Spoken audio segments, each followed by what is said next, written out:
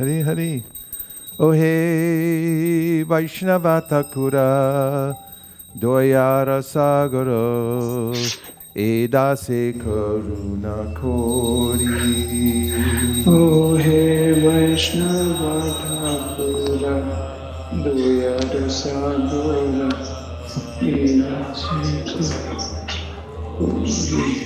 Oh hey Vaishnava Thakura Doyara Sagara Edase Karuna Kori.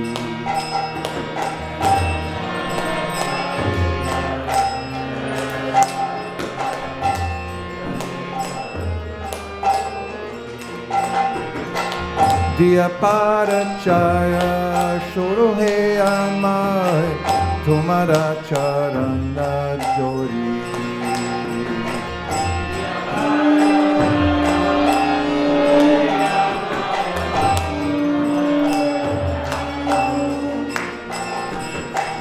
Chaya Bega Doni Chaya Tosha Shoji Chaya Guna Devo Dase.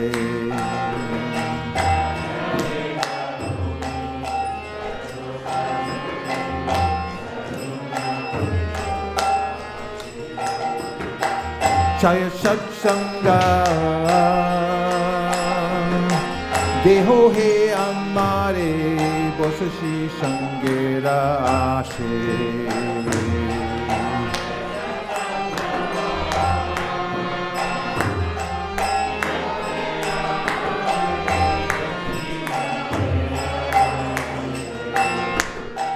Ekaki Amar Nahapai Bolo Harinama Sankirtane.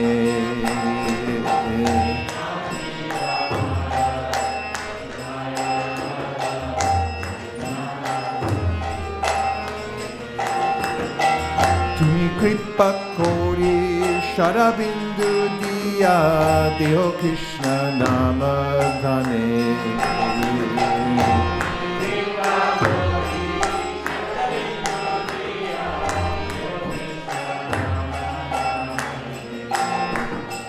Krishna se tomar, Krishna dite paro, tomara shakti ache.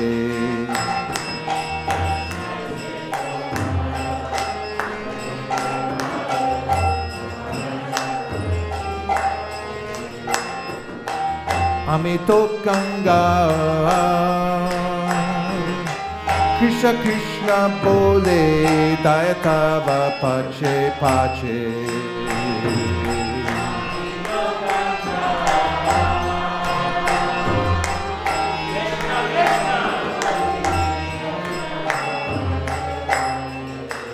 Oh hey Vaishnava Thakur Doyara Sagara Edase Karuna Kori.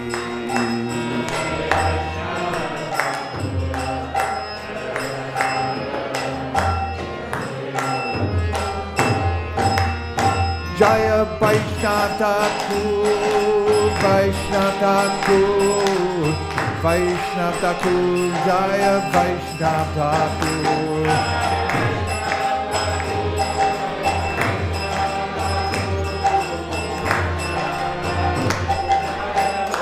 Jaya Jaya Prabhupada Prabhupada Prabhupada Jaya Jaya Prabhupada.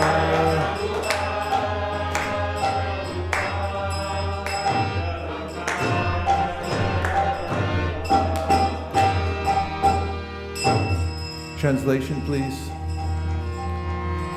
O Venerable Vaishnav Thakur, everyone together, O Ocean of Mercy, be merciful to this servant of yours and purify me with the shade of your lotus feet. Your lotus feet I humbly hold. By helping me control the 6 urges and purifying me of the 6 faults, bestow upon your servant the 6 good qualities. O Master, please give me the 6 kinds of holy association. I have sat down here with hoping to have your company. Keep going. Alone, I do not find the strength to chant the holy name of Hari. Please be merciful and blessing me with a drop of faith, bestow on me the great treasure of the holy name of Krishna.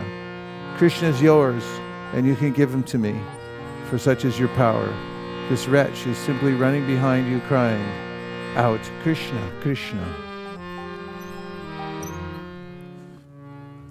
Ujjvala.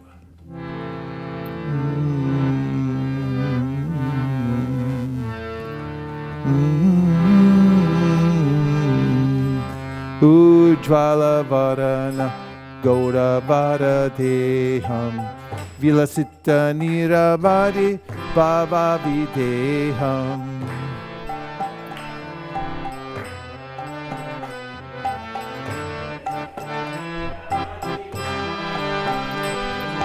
Tribhuvana Pavana Krupaya Lesham Tam Pranamami Cha Shisha Chitanayam.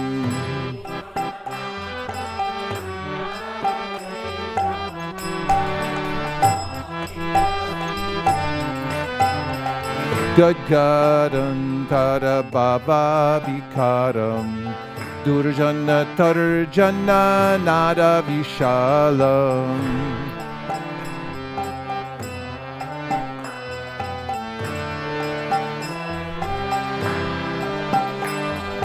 Bhavapaya Bhajana Karana Karunam Tam Pranamami Cha Shisha Chitanayam.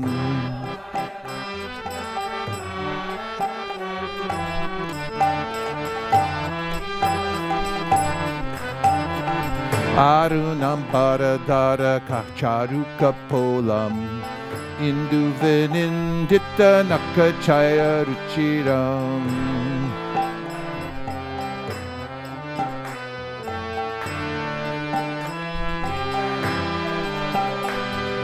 Jalpita Nijaguna Nama Vinodam Tam Pranamami Cha Shisha Chitanayam.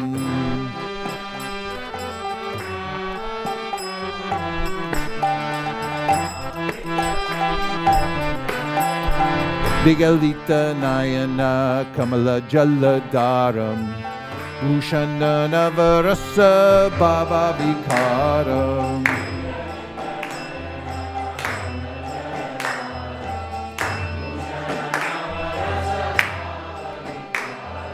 Gati Yati Mantara Nutya Vilasam Tam Pranamami Cha Shisha Chitanayam.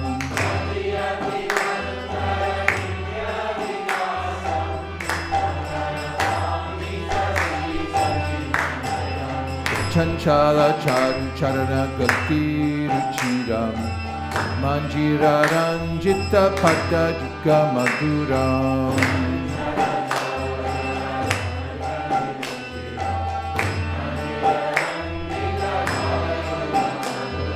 Chandravanindita Shitala Vadanam Tam Pranamami Cha Shisha Chitanayam.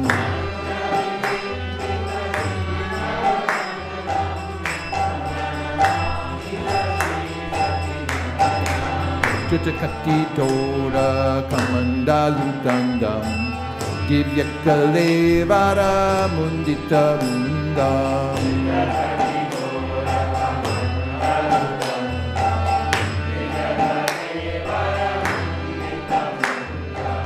Durjana Kalmashakandana Dandam Tam Pranamami Cha Shisha Chitanayam.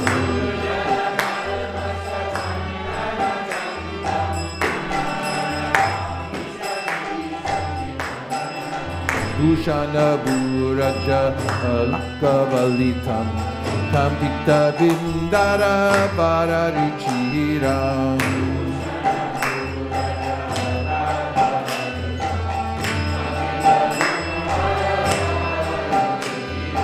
Malaya Javira Chitta Ujjvala Tilakam Tam Pranamami Cha Shisha Chitanayam.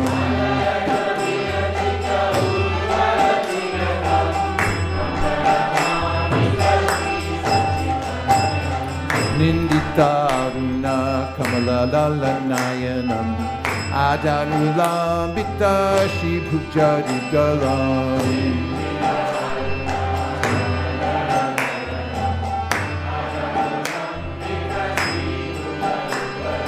Kalevara Kaishora Nartaka Vesham Tam Pranamami Cha Shri Satchitandayam.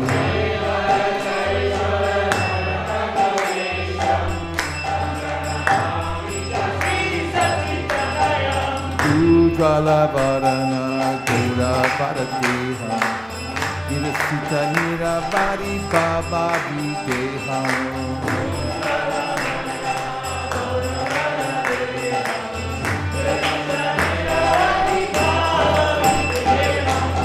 Bhuvana Pavana Kupaya Lesham Tam Pranamami Cha Shri Satchitandayam.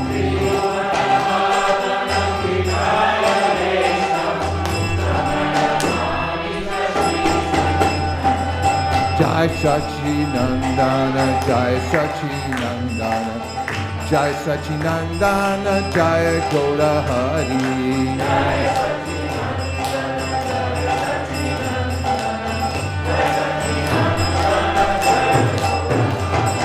Jai Satchinandana, Jai Satchinandana, Jai Satchinandana, Jai Gaura Hari.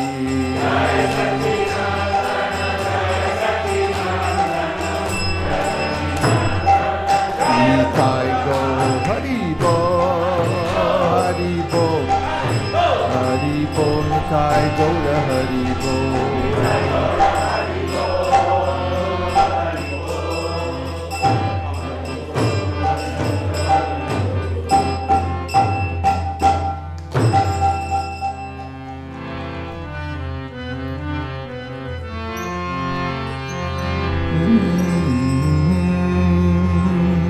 Vivavari Shesha Aloka Pravisha Nidrachari Utajiva.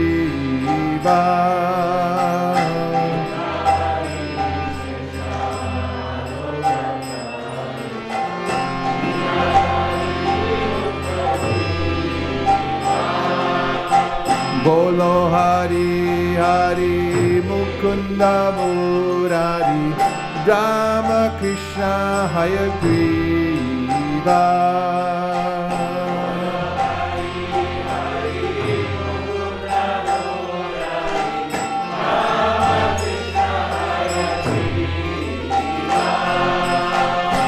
Nrishingabhamana Shri Madhusudana Brajendra Nandana Shama.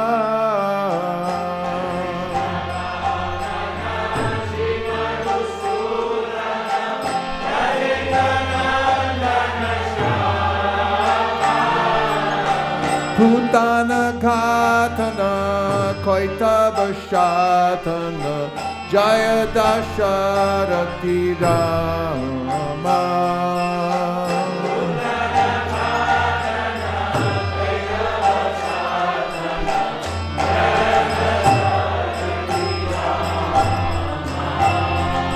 Yashoda Dulala Govinda Gopala Vrindavana Purandara.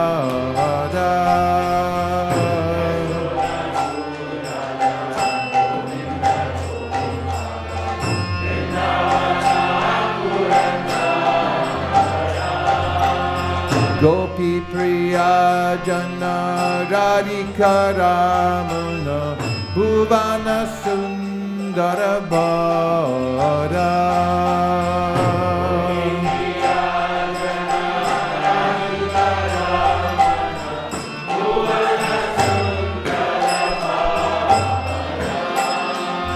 Ravanata Kara Makhanata Skara Gopi Jana Vastrahare.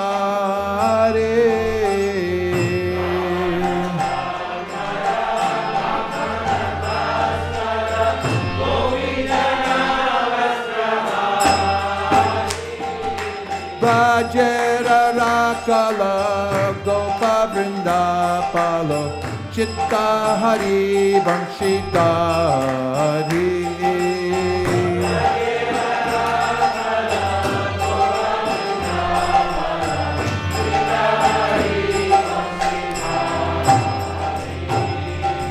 Yogindra Bandana Shri Nandanandana Rajajana Bayahari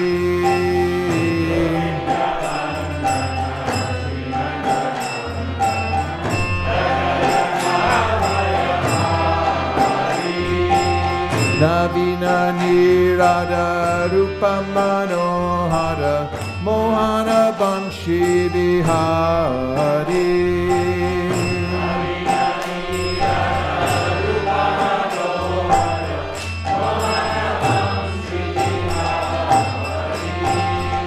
Yashoda Nandana Kamsani Sudana Nikunja Rasa Vilase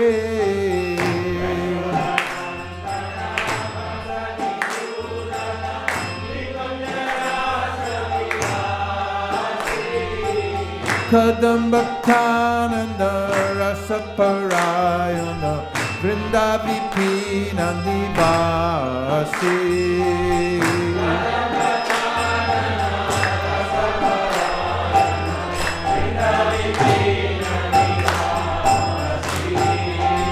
Ananda Vardana Premadi Ketana Tulashara Jojakama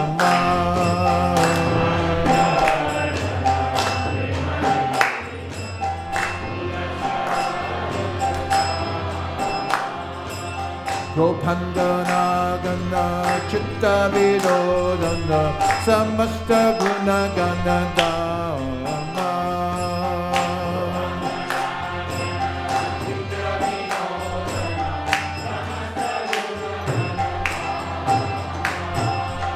Jamuna Jivana Keliparayana Manasa Chandra Chakora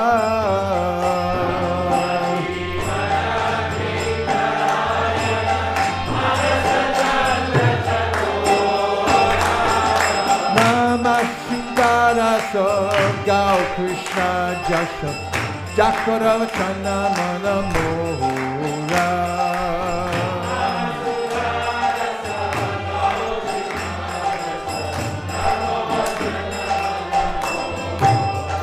Hare Krishna Krishna Krishna Hare Hare Hare Rama Rama Rama Hare Hare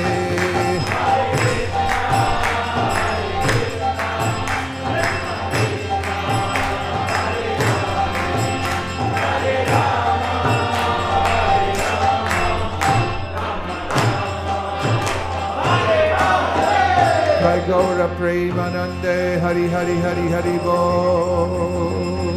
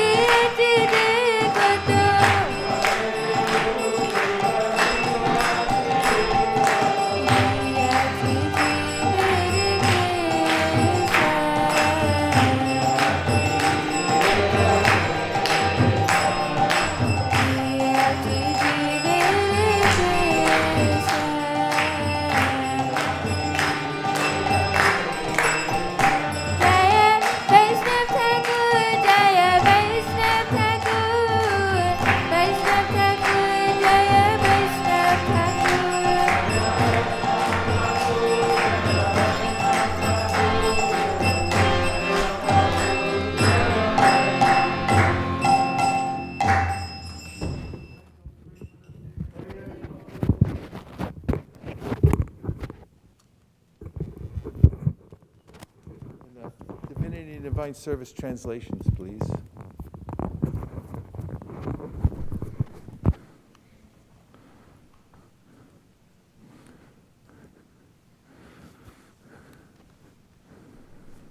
We could do together.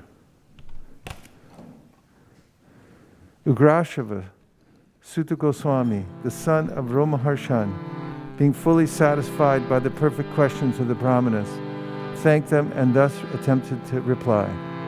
Srila Sutta Goswami said, "Let me offer my respectful obeisances unto that great sage, Shukadeva Goswami, who can enter the hearts of all. When he went away to take up the renounced order of life, sannyas, leaving home without undergoing reformation by the sacred thread or the ceremonies observed by the higher castes, his father Vyasadeva, fearing separation from him, cried out, 'O my son!'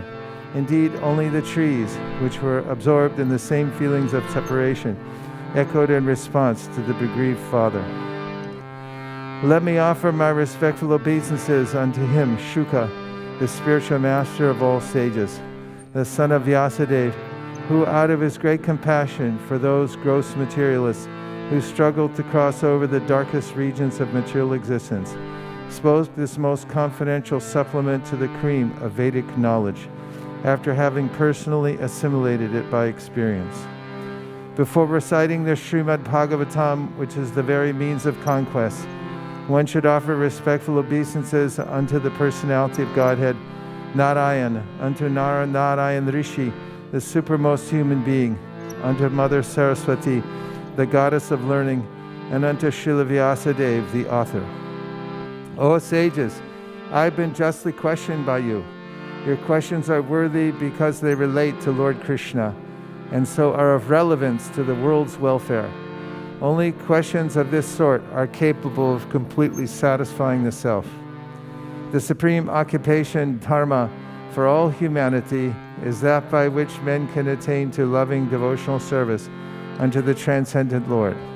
Such devotional service must be unmotivated and uninterrupted to completely satisfy the self. By rendering devotional service unto the personality of Godhead, Sri Krishna, one immediately acquires causeless knowledge and detachment from the world. The occupational activities a man performs according to his own position are only so much useless labor if they do not provoke attraction for the message of the personality of Godhead. All occupational engagements are certainly meant for ultimate liberation. They should never be performed for material gain. Furthermore, according to sages, one who is engaged in the ultimate occupational service should never use material gain to cultivate sense gratification. Life's desire should never be directed towards sense gratification. One should desire only a healthy life or self-preservation. Since a human being is meant for inquiry about the absolute truth, nothing else should be the goal of one's works. Learned transcendentalists who know the absolute truth call this non-dual substance Brahman, Paramatma, or Bhagavan. The seriously inquisitive student or sage, well equipped with knowledge and detachment, realizes that absolute truth by rendering devotional service in terms of what he has heard from the Vedanta Shruti. O best among the twice born, it is therefore concluded that the highest perfection one can achieve by discharge of duties prescribed for one's own occupation, according to caste divisions and orders of life, is to please the personality of Godhead. Therefore, with one pointed attention, one should constantly hereby glorify, remember, and worship the personality of Godhead, who is the protector of the devotees. With sword in hand, intelligent men cut through the binding knots of reactionary work, karma, by remembering the personality of Godhead. Therefore, who will not pay attention to his message? O twice-born sages, by serving those devotees who are completely freed from all vice, great service is done. By such service, one gains affinity for hearing the messages of Vasudeva. Sri Krishna, the personality of Godhead, who is the Paramatma, super soul in everyone's heart, and the benefactor of the truthful devotee, Cleanse the desire for material enjoyment from the heart of the devotee who has developed the urge to hear his messages, which are in themselves virtuous when properly heard and chanted.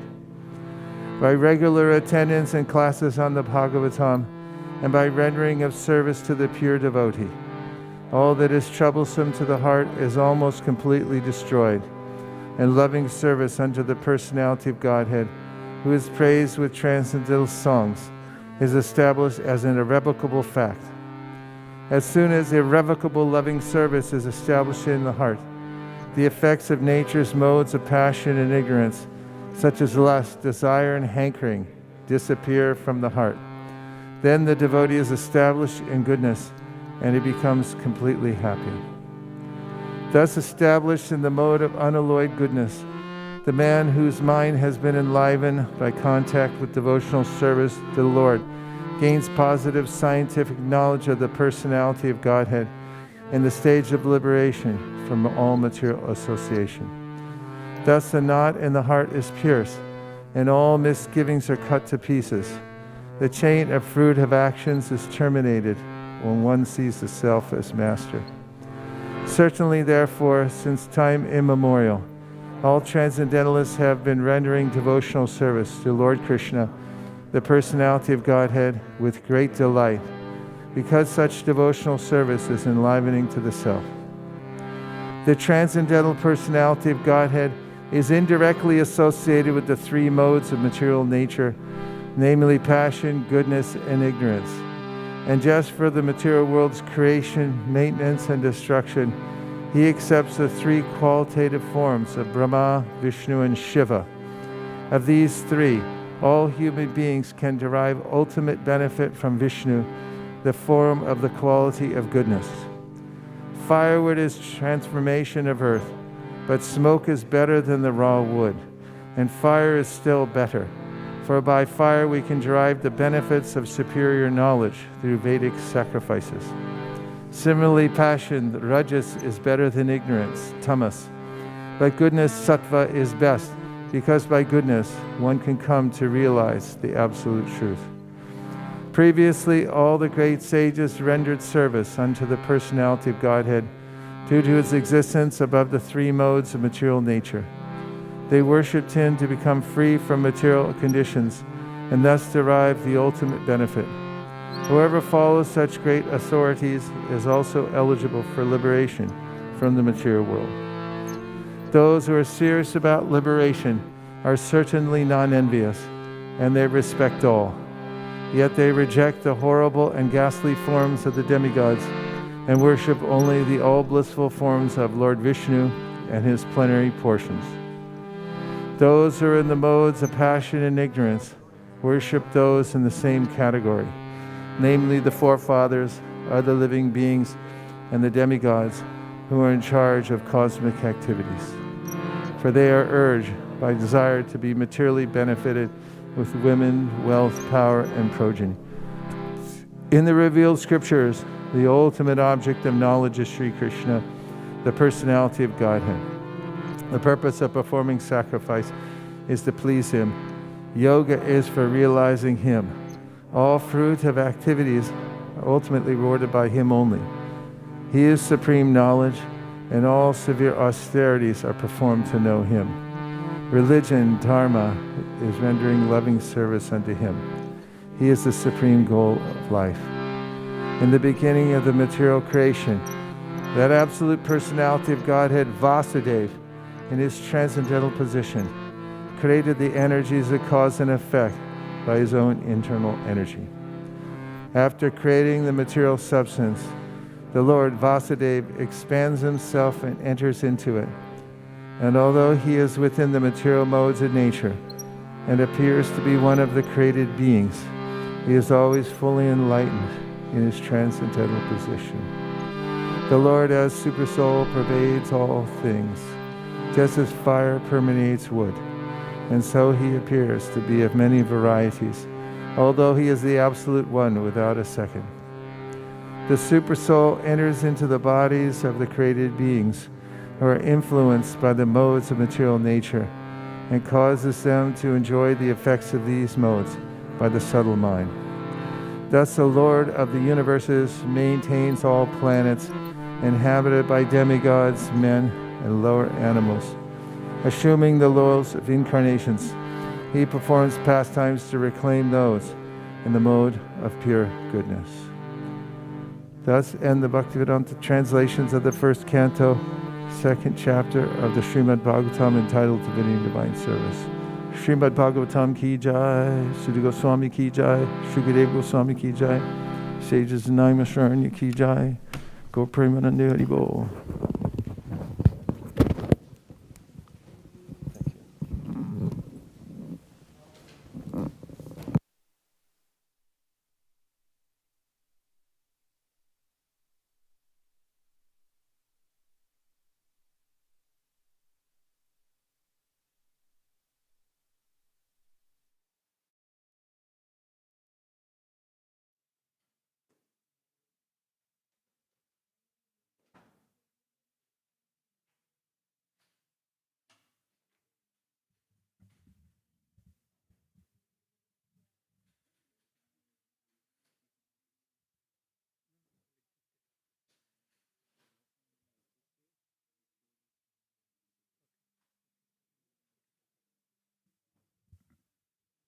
Hare Krishna, Hare Krishna.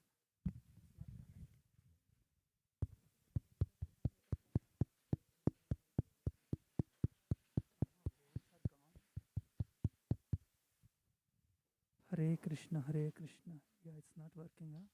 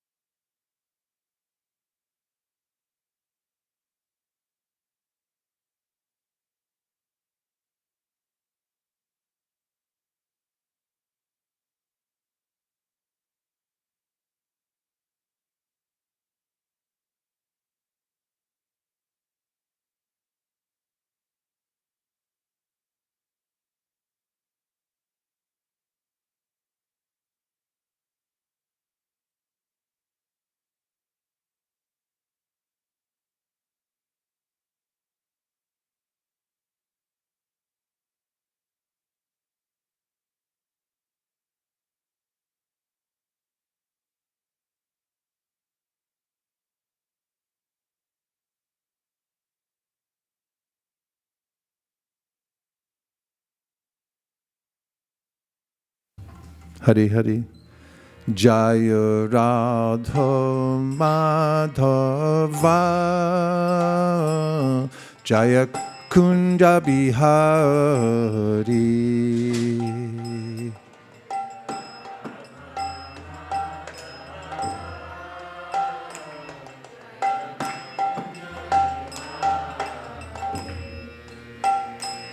Jaya Radha Madhava Jaya Kunja Bihari.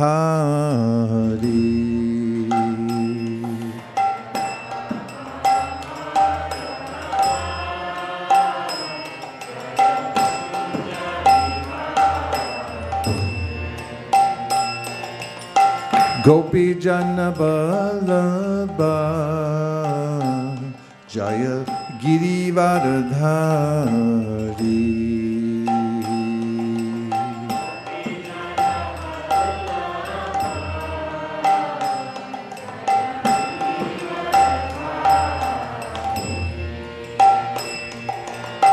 Gopi Jana Vallabha Jaya Girivardhari.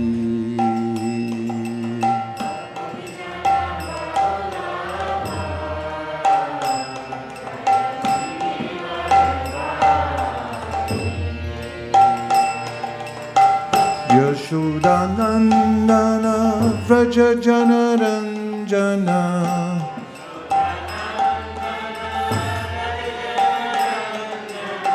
Yashodanandana Vraja Janaranjana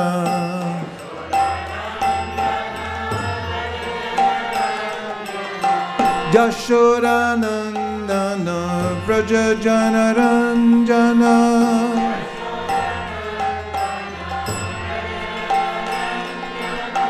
Yashodanandana Vraja Janaranjana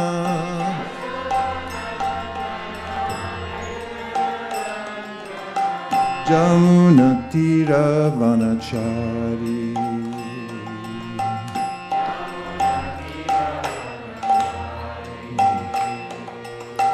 Jamuna Tira Vanachari.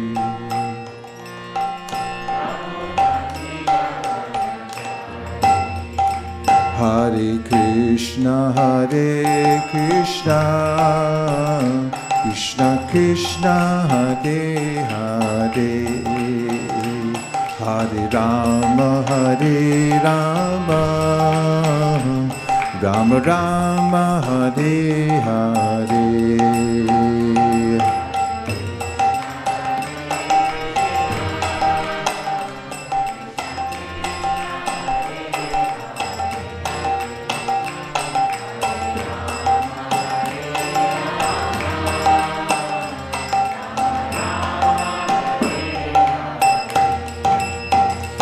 Hare Krishna,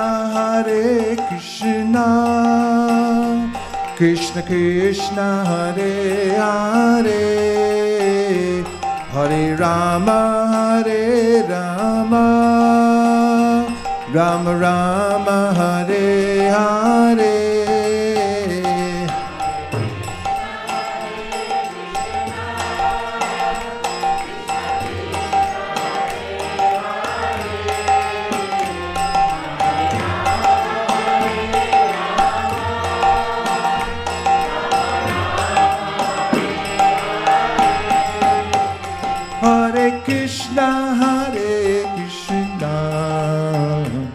Krishna Krishna, Hare Hare, Hare Rama,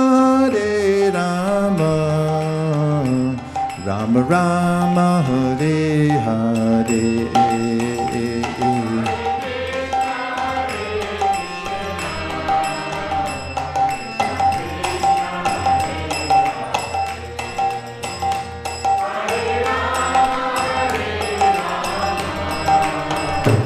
Rama Rama, Hare Hare.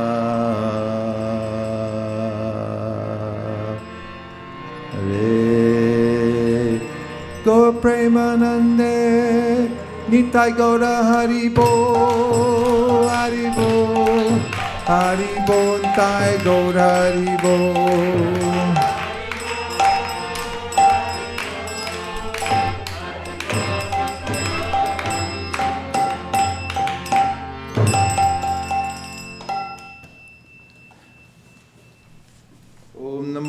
Bhagavate Vasudevaya.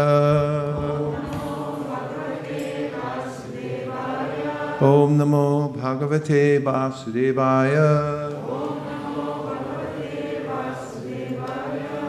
Om Namo Bhagavate Vasudevaya. Narayanam Namaskritya Naram Chaiva Narottamam Devim Sarasatim Vyasam Tato Jayam Udiraye.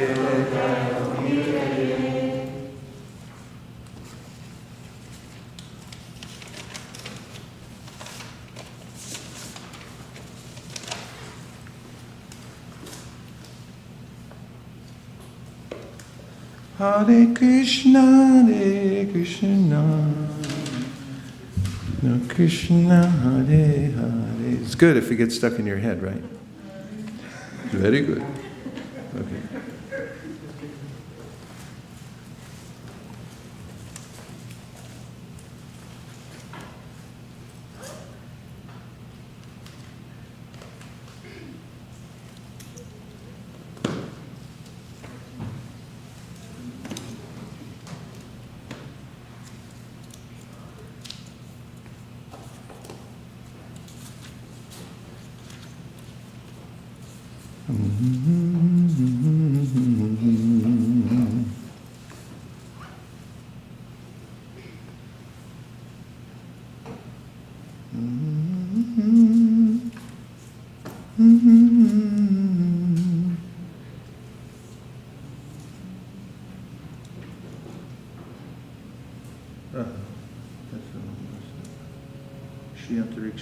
Almighty Armed King. Look this up, please. Where is that? Almighty Armed King.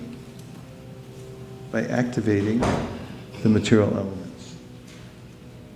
Delay regretted. 3-3.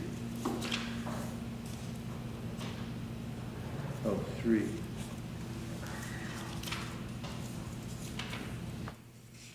Krishna, Hare Krishna. Krishna Krishna, Hare Hare, Hare Rama, Hare Rama. 11.3.3. Thank you so much. So we're looking at the Srimad Bhagavatam, starting with 11.3.3. And the first point for this morning is to realize our free will.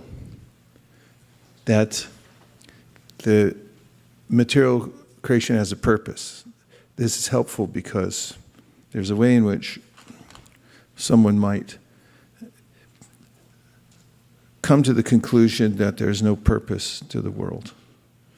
If you read existential literature like Moby Dick, the purpose of the author is to express how the universe is a random set of circumstances that has no meaning ultimately. But that doesn't sit well with us. If somebody passes away, we want to know why. If something happens to us, we'd like to know the reason.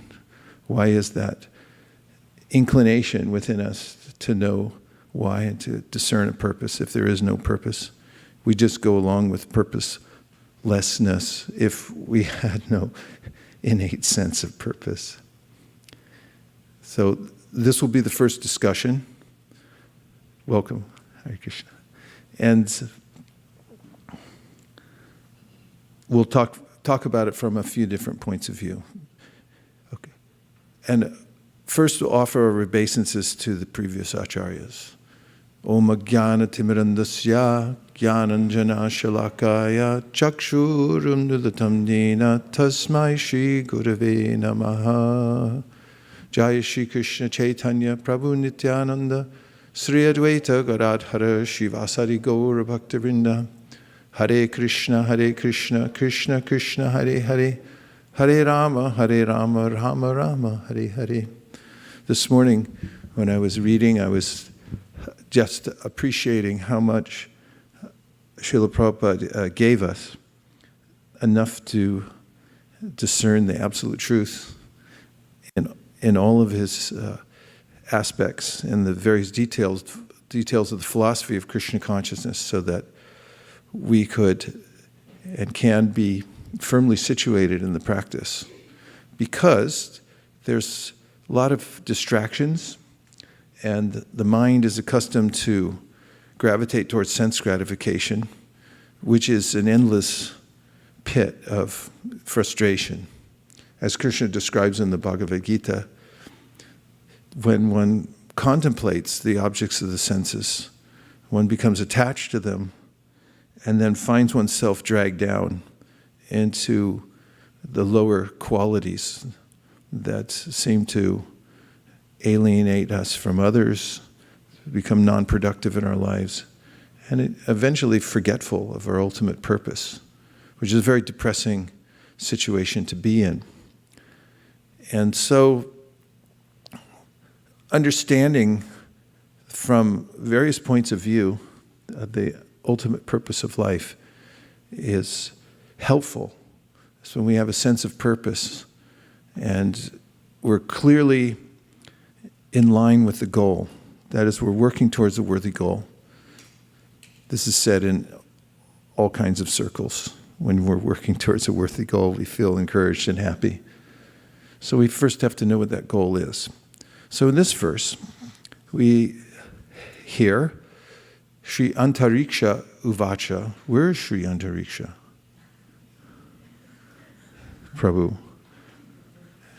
Maybe in India. Maybe on the altar. Maybe at home watching.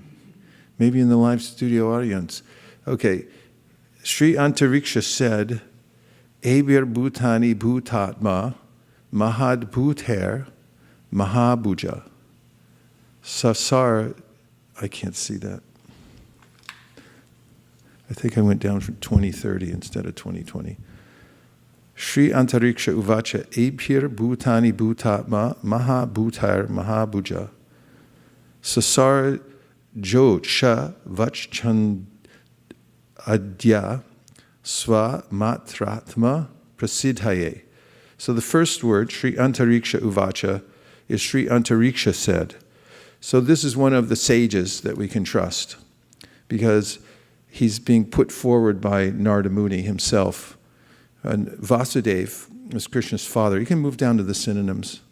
When Vasudeva, who was Krishna's father, after Krishna's disappearance, approached Narada Muni, the spiritual master, and said,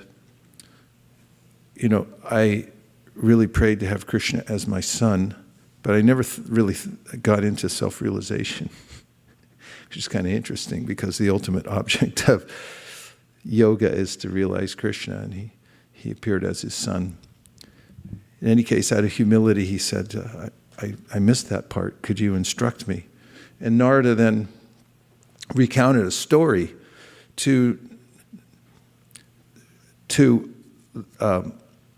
Vasudeva about some of the sons of Rishabhadeva. Rishabhadeva was an incarnation of Krishna who had 100 sons. One of them we know very well. His name was Bharat Maharaj. There's a story about him in the Bhagavatam in India, now is named after him, Bharatvarsha.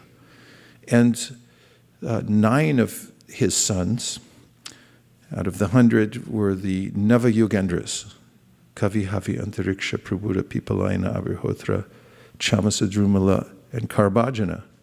How do you? That's like reading off the cooks. I only got to 9. The Navyogendras were like many great sages. They had no entrepreneurial pursuits, had no property tax, no insurance to pay. They had nothing in the dry cleaner they had to pick up.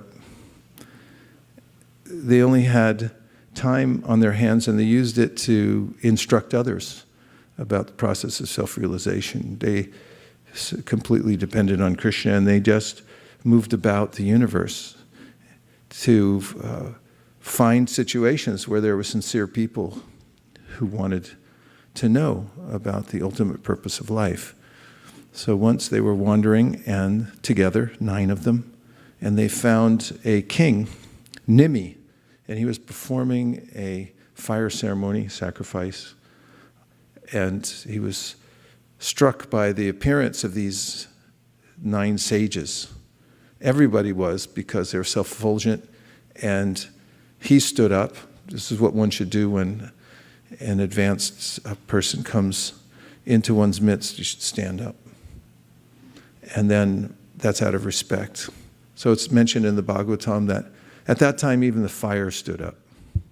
You can imagine the fire is there as the recipient of all the oblations, and the fire stood up, everyone stood up to meet the Navyogendras.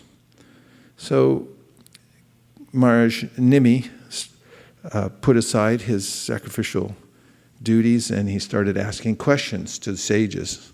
It's actually what one is supposed to do when an advanced Vaishnav comes. You can stop even deity worship. If you're worshiping the deity, you can stop worshiping the deity for the time being. Say, "Excuse me, sir, I have to greet one of your devotees." You should go there, greet the Vaishnav, take care of the Vaishnav, make sure everything's fine, and then you can go back, do your duty. So in this case, Nimi put his duties aside and he greeted the Vaishnavas and asked them questions.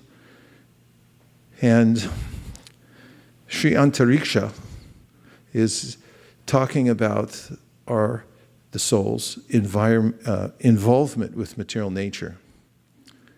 And so he's speaking this verse in response to some of the questions that Nimi asked. Like, what's up with this whole situation here in the material world? It seems to get worse before it gets better. So this is one of his points. And abhi, by these material elements.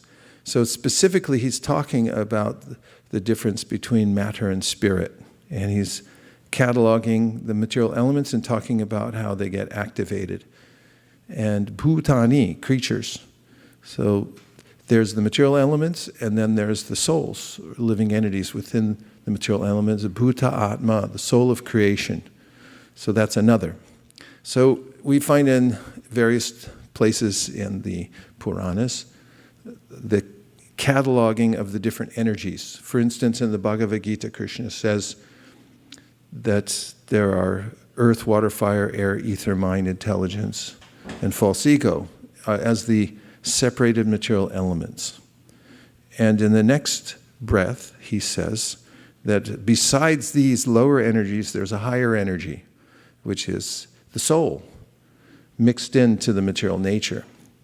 And it's actually the aggressive position of the soul in the material nature to try to enjoy it or control it that's animating it. That's why if you look in New York City, there's a long spine of buildings that look like the back of Agasura, if you look at it from a distance. And those didn't happen by chance. That was an aggressive idea that let's build bigger and bigger buildings.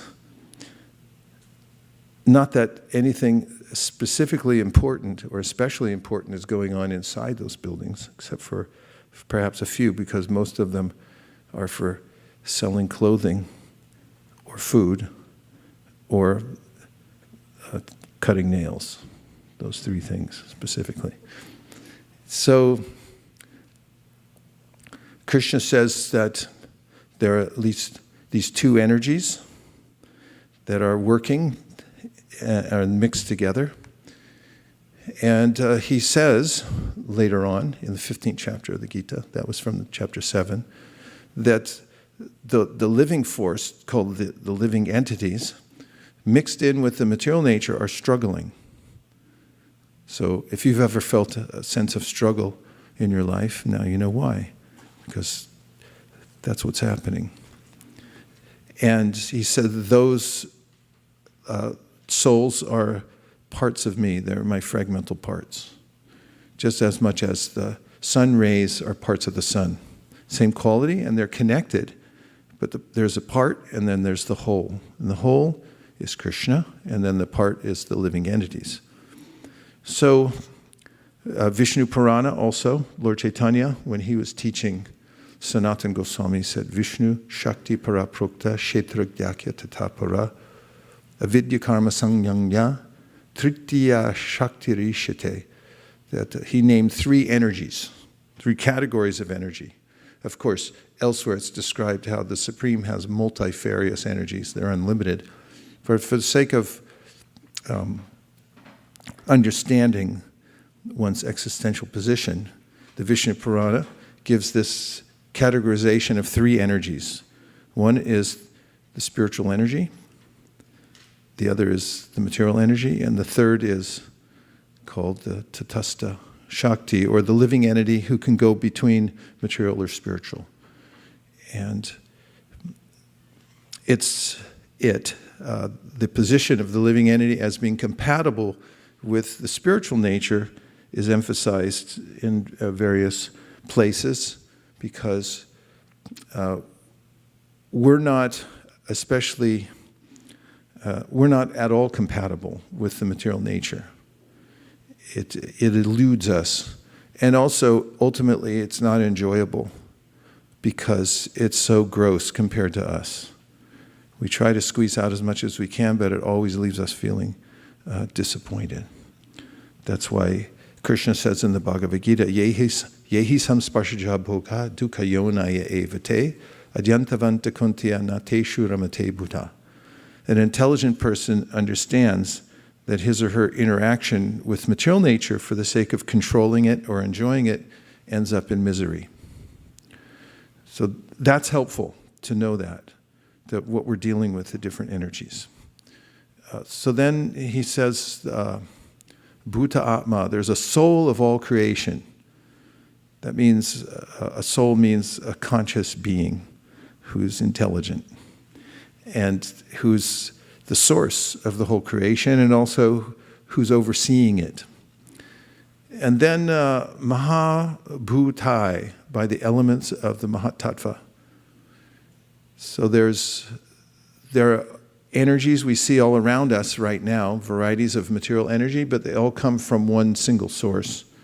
And in the beginning, the material nature, which is eternal, although it's fluctuating constantly, starts as an amorphous mass. It is non-designated, but it's one substance. If you take milk, those of you who take ahimsa milk, you know that if you then coagulate it or put in a culture like yogurt culture in milk, it turns into another substance. It's one thing, but it turns into another thing. And from yogurt, what can you do? Can you get ghee from yogurt? Yes. So anything else you can get out of milk? Huh? Paneer, butter. By natural processes, it will transform from one thing to the next, one thing to the next. So the material nature starts as one substance, pradhan, and there's a little culture added, which comes from the glance of the soul of the universe, which adds in the elements of time and karma, and then it begins to take shapes. It's one thing, but just like milk turns into various other elements and transforms, it takes myriad shapes and becomes varied. And the varieties come into three major categories of sattva, rajas, and tamas, or goodness, passion, and ignorance. And the combinations and permutations of those three create millions and millions of different varieties that we see before us. And incidentally, when the need for the material world, or the interval during which it's manifest, is finished, then all of those varieties then enter through the non-conglomerating process. There's like if you reverse engineer the world, it goes outwardly into different manifestations. Those same manifestations fold back within themselves and then come back into one substance. That's the material energy.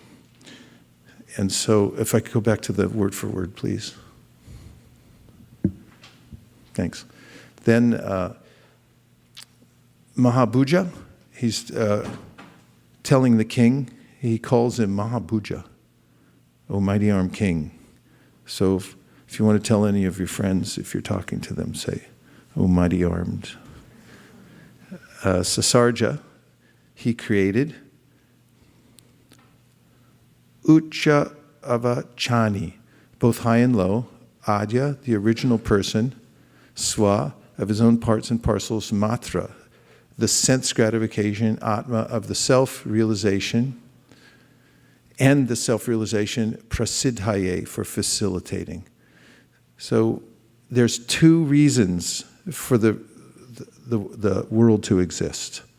And this is the main point. And I'm going to read the purport now.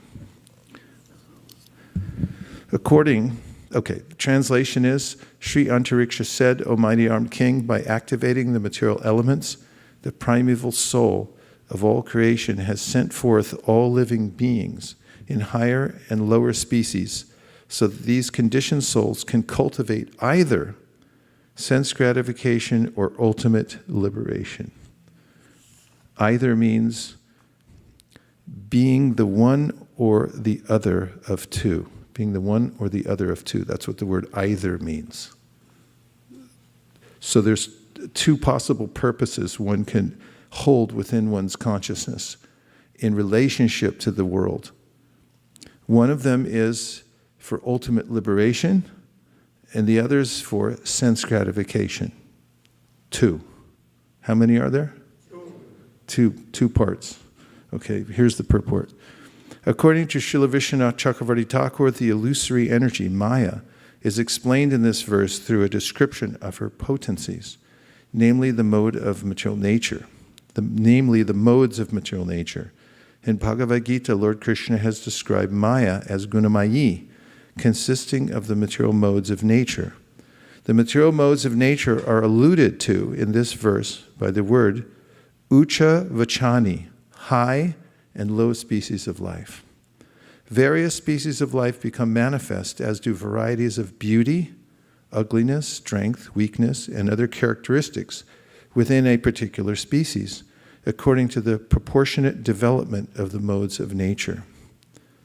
As confirmed in Bhagavad Gita 13:22, Karnam gunasangosya sarasad yoni janmasu. This is due to the living being's association with material nature in good and evil species. Similarly, we find this statement, Urdvam gachanti sattvasta madhye tishtanti rajasta jaganya gunavrittista ado gachanti tamasa. Those situated in the mode of goodness gradually go upward to the higher planets. Those in the mode of passion live on the earthly planets, and those in the mode of ignorance go down to the hellish worlds. The three general divisions of material life are called Deva, Tiryak, and Nara, that is, demigods, subhuman creatures, and human beings.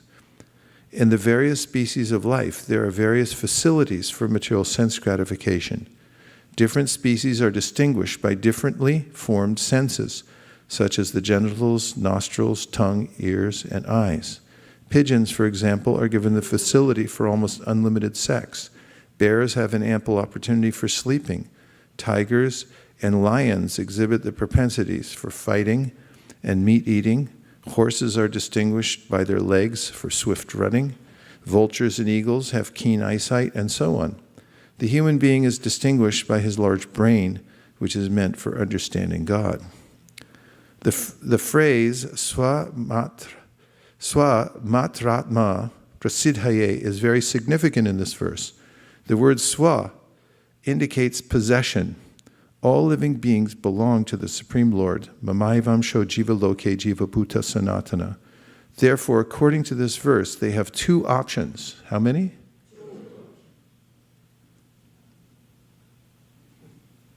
Two options. Matra prasidhaye and Atma prasidhaye. So matra, you might remember from the verse in the Bhagavad Gita, matra sparsha stu konteya shitoshna sukadukada, matra. And then there's atma, matra and atma. Atma prasiddhaya means for self-realization, and matra means to try to get comfy here in the material world. Try to get cozy. Matra refers to the material senses, and prasiddhaya refers to effective accomplishment. Therefore, matra prasiddhaya means efficiently engaging in sense gratification. On the other hand, Atma Prasiddhaya refers to Krishna consciousness. There are two categories of Atma. The Jivatma, or the ordinary living entity who is dependent, and the Paramatma, the supreme living entity who is independent. Some living entities desire to understand both categories of Atma, and in this verse, the word Atma Prasiddhaya indicates that the material world is created to give those living entities the opportunity to achieve such an understanding and thus return to the kingdom of God, where life is eternal and full of bliss and knowledge. Srila Sridhar Swami confirms this by quoting a verse from the Veda Stuti of the Srimad Bhagavatam. Budhendriya mana pranan jananam astrijat prabhu matrartam cha bhavartam cha atmane kalpanaya cha. The Lord created the intelligence, senses, mind, and vital air of the living beings for sense gratification, for performing sacrifices to attain higher births, and ultimately for offering sacrifices to the Supreme Soul. According to Srila Jiva Goswami, the actual purpose of the Lord's creation is only one: to facilitate advancement of devotional service to the Lord Himself. Although it is stated that the Lord facilitates sense gratification, it should be understood that the Supreme Personality of Godhead does not ultimately condone the foolishness of the conditioned souls. The Lord facilitates sense gratification, matra prasiddhaya, so that the living entities will gradually understand the futility of trying to enjoy without Him. Every living entity is part and parcel of Krishna. In the Vedic literature, the Lord gives a regulative program so that the living beings can gradually exhaust their tendencies to be foolish and learn the value of surrender unto Him. The Lord is undoubtedly the reservoir of all beauty, bliss, and satisfaction, and it is the duty of every living entity to engage in the service of the Lord. Although there are apparently two purposes for creation, it should be understood that ultimately the purpose is one. The arrangement for sense gratification is ultimately meant to bring the living entities to the single purpose of going back home, back to Godhead. So there we have before us the purpose of the creation. It's ultimately one. It's the other idea that I can exploit the material nature is one that one takes at one's own risk. Although Krishna is kindly providing that facility so that one can express one's free will. And no one can blame him later by saying, "You didn't give me a real chance." One other piece of evidence for this concept is in 1087.2, as you well know.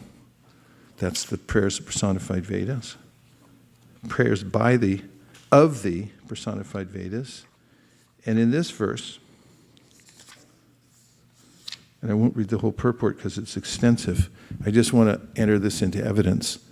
Shukadeva Goswami said, "The Supreme Lord manifested the material intelligence, senses, mind, and vital air of the living entities so that they could indulge their desires for sense gratification, take repeated births to engage in fruitive activities, become elevated in future lives, and ultimately attain liberation." So that's 1087.2. I'll read it one more time from the board.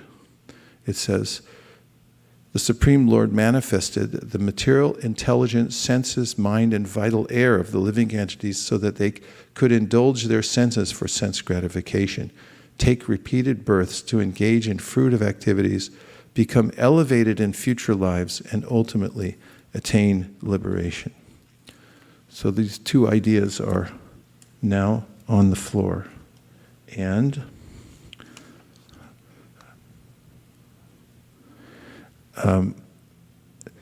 just from these sections of the Bhagavatam, and also you'll find in the Bhagavad Gita that Krishna's name is Prabhu, actually, because he's the master.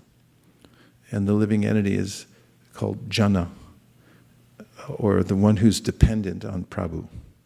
So the Shastra says, Nitya Nityanam, Chaitanas Chaitananam, Eko Bahunam Yo Vididhati Kaman. Makes this point that there are two kinds of living entities, one that's dependent and one that's fully independent. That's the controller. So we're the dependent, in case you hadn't noticed, and then there's Krishna who's fully independent, who's providing everything, fulfilling the desire of every living entity since the time immemorial. From the Upanishad, if you take a mic, you can quote the verse.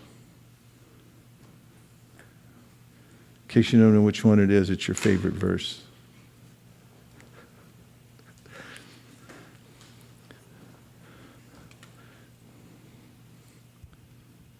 Saparyagachukramakayam avinam ashnaviram shuddham apapavidam kavir manishi paribhusvayambur yatatat yator Ratan Vyadadakjasvatibhya samabhyaha.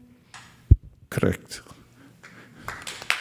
So, in this verse, the Prajapati is saying that the Supreme Personality of God is fully independent. He's completely beyond the material nature. His body is transcendental, and he's has been fulfilling the desires of every living entity since the time immemorial. So he's the one who's fulfilling all desires. So, the Lord creates the cosmos entirely for the living entity's sake. Compassion is his sole motive. So compassion on either side. One is, you may say, well, why does he create the whole material creation? And it's a source for our entanglement. And ultimately, it causes a little consternation, the material nature, right? Well, one person thinks so. But I can't tell because you all have masks on, so it's hard to tell.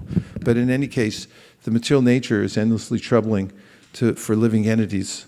So why? It's out of compassion. He's offering options to the living entity. Thank you.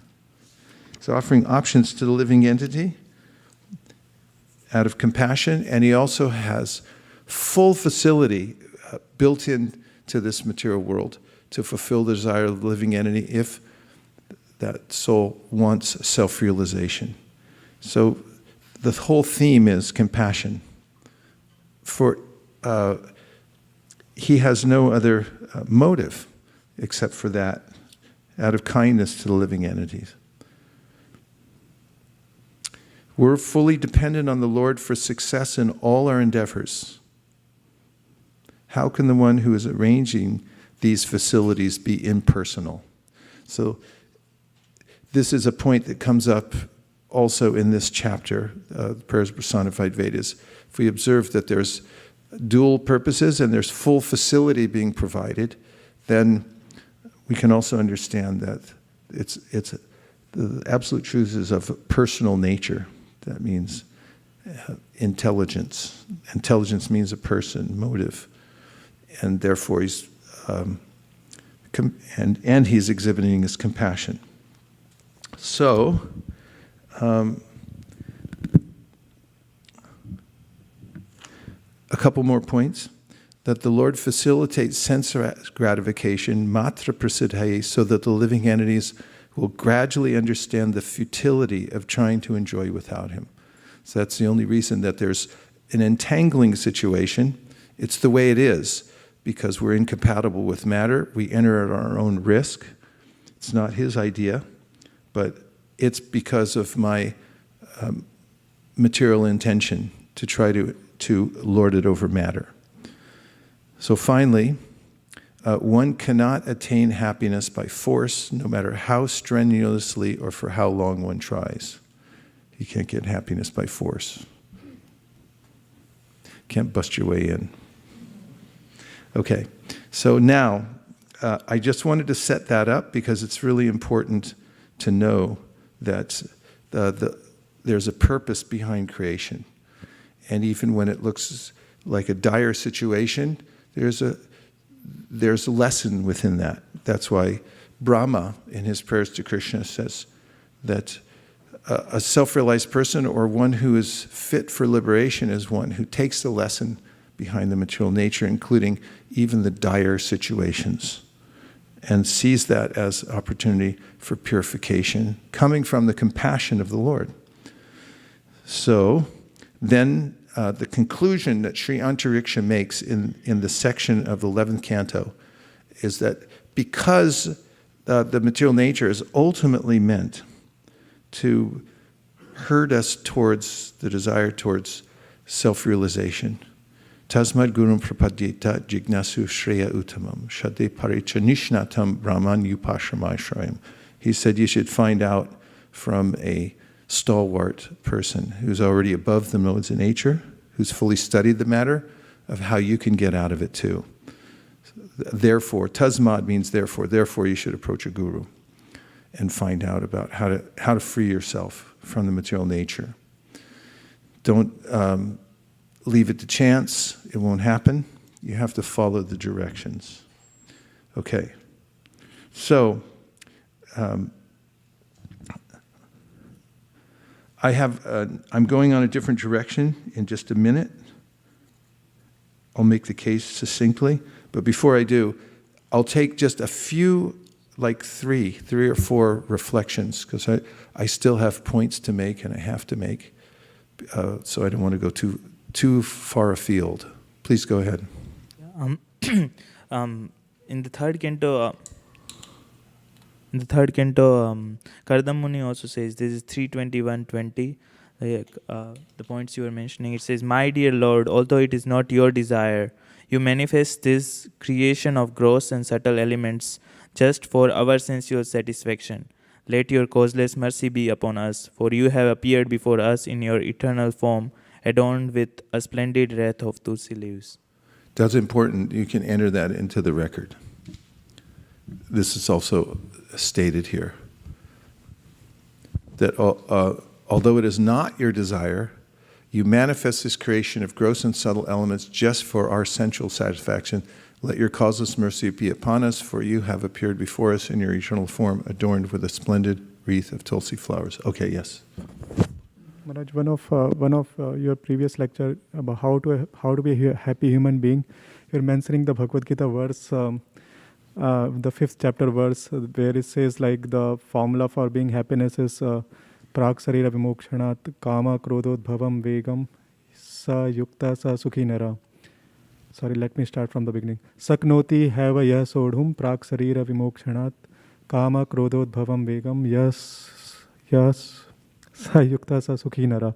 So the formula for happiness is like to tolerate the urge of the senses, and where Lord Krishna says like the second and like very definitively that how to be a happy human being. Yes. This is an example of the kind of advice Krishna gives those who have gone towards Atma Prasiddhaye. That means they decided that I don't think it works to try to enjoy the material nature or try to control it, therefore I'll try for self-realization. So in the verse, Shaknoti haivaya shodhum praksharira vimokshanat, he says, if you can develop the Shakti or spiritual strength before, praksharira means before you give up your body, and you're able to overcome the powerful forces of the senses, like anger and lust, then even in this life, you become sukhinara, happy human. Okay, but take two more. Anything you think will contribute to the conversation we've had so far? Commentary, realizations, questions to expand the topic? Sukeshri, and then Kautik for the close. Well, I was just thinking that when you were discussing about fulfilling all desires, is that true for all? Because several devotees pray for maybe a particular thing, like, somebody who's really sick, we pray for them, or something has to happen. But it doesn't happen all the time that the desires are getting fulfilled. So As far as you how do know. we... What, Prabhu? As far as you know. I mean, as As far per- as we know. Anyway, yes, it's according to you have to deserve, then desire. And also, we may not, Krishna may fulfill our desire in a different way than we know what's actually happening. You have to give a little time also. Yeah. I was just having a conversation with someone who recently had death. And so the person was saying that Krishna is just, he just does whatever he wants. He doesn't do what we all prayed for. So I didn't know what to tell at that point of time, that Krishna is actually fulfilling your desire, but maybe we are ignorant of it. For devotees, ultimately, he understands their desire for self-realization. If the devotee asks for things that are not helpful, just like a good parent. If a child asks for things that are harmful, can I drink bleach? No. Can I touch the fan? Prabhupada gave this example. One of his sons wanted to touch the fan, and Prabhupada kept saying, no, no, no, no. And then one of his friends, this is back in his householder days, obviously, said, well, let him touch it, just turn it way down. So then they turned it down, and then the kid went up and touched it and was surprised by the force of the fan, even though it didn't hurt him, but he jumped back and he didn't want to do it again. So Krishna gives opportunity for those who are interested in Atma Prasiddhi, actually for everybody to experience, but some are doggedly attached to the idea that I'm going to control the material world. For the devotees, he gives a token to remind them that, hey, get out of here. Remember, you're on your way out. Don't stop. Keep going. That type of thing. Thank you. Sure. Okay, last one from Kautik. Hare Krishna Guru Maharaj, please accept my good wishes. Thank you so much for the nice topic that you chose today. I have a question. I have this question many times. When we say that Krishna is compassionate, he is giving us all the different variety, 8,400,000 different apartments or lives to try, and finally come to the conclusion that Krishna is the Supreme Personality of God, and let me go back home. So why are these species, this material world, not endless? Why is it not unlimited like spiritual world? If Krishna wants to give us an opportunity to try, why do we have to go through the cycle of birth and death? You could make it endless, because there's lemon and there's lime. Then you could say lemon lime, but that's not enough. When I was a kid, there was strawberry, chocolate, vanilla. And I remember when Baskin-Robbins came out. How many flavors is it? 31? See, Nirkula knows these things. 31 flavors. We were like, 31 flavors. Let's keep going back and try them all. But after we get through 31, that's not enough. So then you have to combine them. Why don't you combine key lime pie with, I'm sorry if I'm making anybody hungry, with peanut butter, and then throw in some butterscotch. So in that way, combinations and permutations can go on and on. But in logic, you can say, why isn't a square a circle? That's an absurd question. It doesn't really mean anything. And so similarly, why is the material world not the spiritual world? Because it isn't. There are categories of energy. There's a reasonableness to the categories. There's spiritual entities that go with the spiritual world, and there's a purpose for the material world, which is to exhaust or at least give a full opportunity for living entities to try and enjoy here. But it's a futile idea. But why isn't this the material world the spiritual world? Because it's not. Thank you. Om Tat Sat. So, okay. So now I just want to point out the next very important aspect that Krishna brings up in various places, which is that just as a summary, just for conception's sake, that the soul is not compostable. I have a book, and it's called Compost Everything. And the author argues that anything could be composted. I mean, theoretically, actually. Of course, you wouldn't want to throw an aluminum can in there. It would take longer than your life to actually go back into the earth. However, almost everything else organic is compostable. And he argues that it's just how long you want to wait. Even a piece of a log you could throw in, wood. If you go to the forest, which we did recently, you look around and you see if a huge tree lies there long enough, it just deteriorates and goes back into the earth. So you can compost anything. There's only one thing you can't compost. It's the soul. Because as Krishna mentions in the 2nd chapter of the Bhagavad Gita, it's not compostable. You can't cut it. You can't dry it. You can't wither it with the wind. If you put it in water, it doesn't get wet.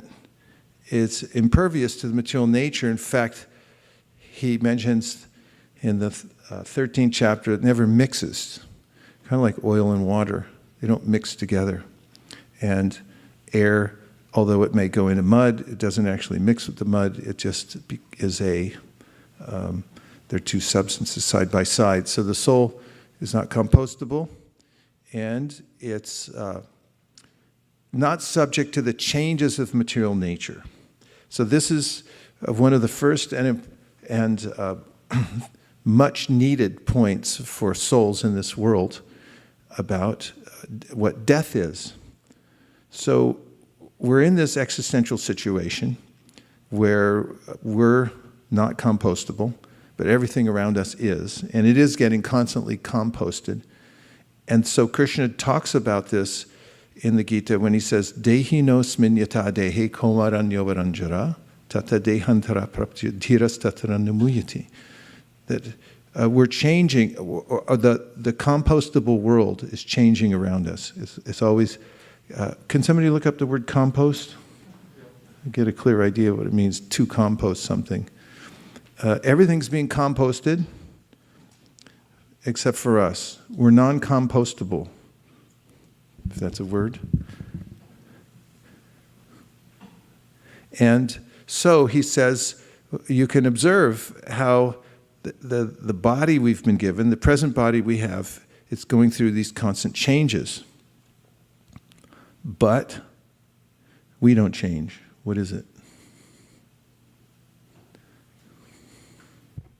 Compost is a noun. It's from the late 14th century. It comes from compote, which is a mixture of stewed fruits, preserved. A mixture of what? Stewed fruits. Stewed fruits. Compote. Compote. We want compost. I mean, I don't mind having compote, but because I like it. But compost? Oh yeah, and then it's saying it's come from Old French compost, which is a mixture of leaves, manure, etc. for fertilizing land. Okay. Is it spelled the same way? It's spelled compote and compost. Compote? Compost is a different word, right? Yeah. Okay, lucky thing. And then it's also from 13th century condiment, which is from Vulgar Latin. And then the rest is, I think... You're looking at compost, right? Yes. Okay.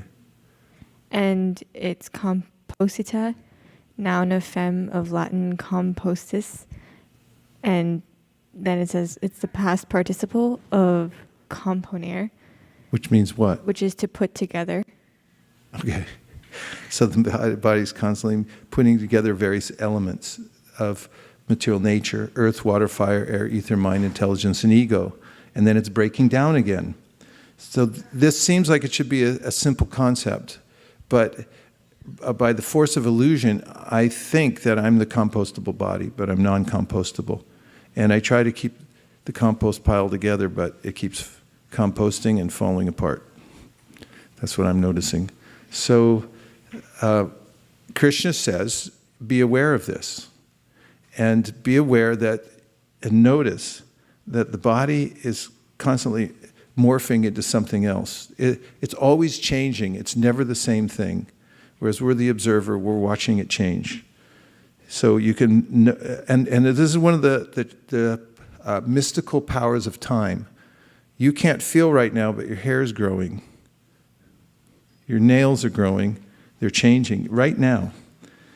But they're going so slow. And also, parts of your body are falling off, like there's skin sloughing off and stuff like that. If you stay in the same room for a while, you'll notice it's like, hey, my body's coming off in the room. It's like composting all the time. And it's growing, but we don't see it growing until we see the result of it and go, hey, I thought I cut these last week, but now they grew again.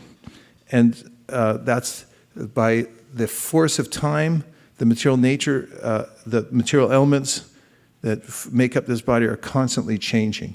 So Krishna says, dhiras tatra namuhyati. A person has to become aware of this fact and then become steady and not disturbed by the changes. So the changes take place: boyhood, youth, middle age, 65, youth of old age.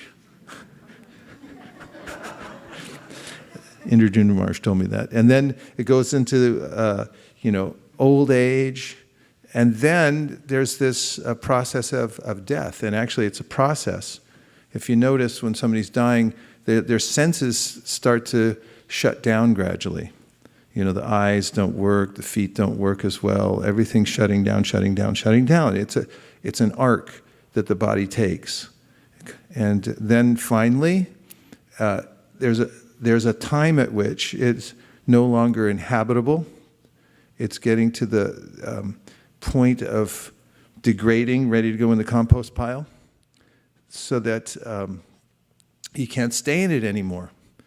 So then you leave the body, Krishna says. So just as he says you move from one perspective, that this is who I am now, I'm a little baby, I'm a little a child running around, and then a teenager speeding around, and then I'm doing all these things, but I'm different from all that. And then he said, you'll notice our self-realized person will also be aware of the change of death, that we call death. It's just as significant as all the other changes. It's just another change. And then after giving up the present body, then there's inhabitation of the next physical body, which is based on one's consciousness when one leaves the present body. And then one enters into the next circumstance, material circumstance, by force of material consciousness. This is called karma. We're forced by our consciousness to take on varied forms within the material world. And so this is the process that is defined or given the title death. Go ahead. Oh, I thought you were grabbing from the microphone. So now I'm just going to read, as I promised. Is everyone still okay? Yes. All right. That's a lucky thing for me. This is from 2:5:25 from the Srimad Bhagavatam. A little technical, but it's a very powerful, interesting purport. So you get extra points for paying attention. 2:5:25. This is from the chapter called The Cause of All Causes. Tasmat api bhutader vikurvanad abhunnaba tasya matra, there's that word again, guna shabdo lingam yad drashtir drishtayo. From the darkness of false ego, the first of the 5 elements, namely the sky, is generated. Its subtle form is the quality of sound, exactly as the seer is in relationship with the seen. I know that sounds a little cryptic, but let's listen to the purport. The 5 elements, namely sky, air, fire, water, and earth, are all but different qualities of the darkness of false ego. This means that the false ego, in the sum total of the Mahat Tattva is generated from the marginal potency of the Lord.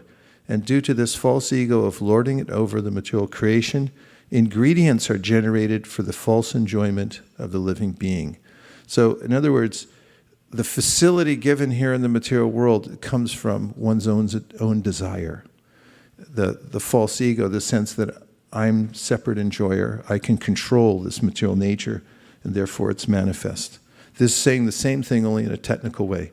The living being is practically the dominating factor over the material elements as the enjoyer, though the background is the Supreme Lord. Factually, save and except the Lord, no one can be called the enjoyer, but the living entity falsely desires to become the enjoyer. This is the origin of false ego.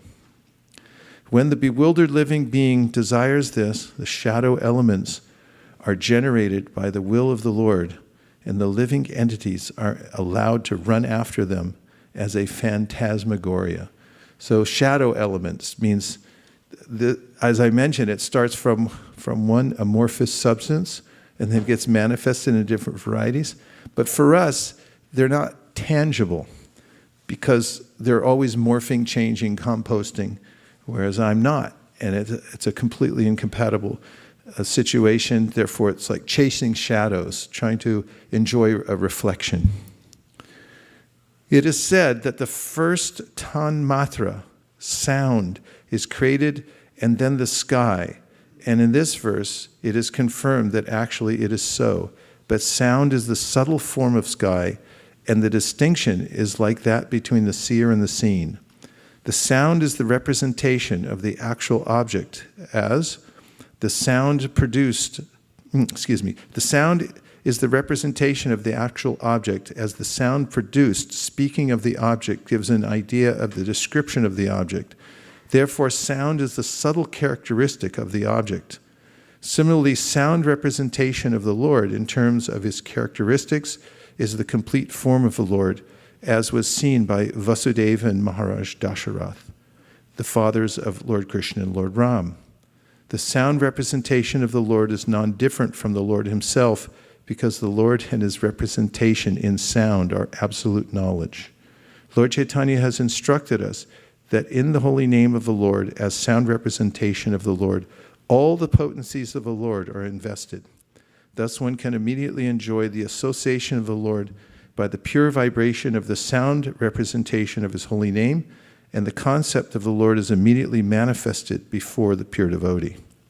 A pure devotee, therefore, is not aloof from the Lord even for a moment.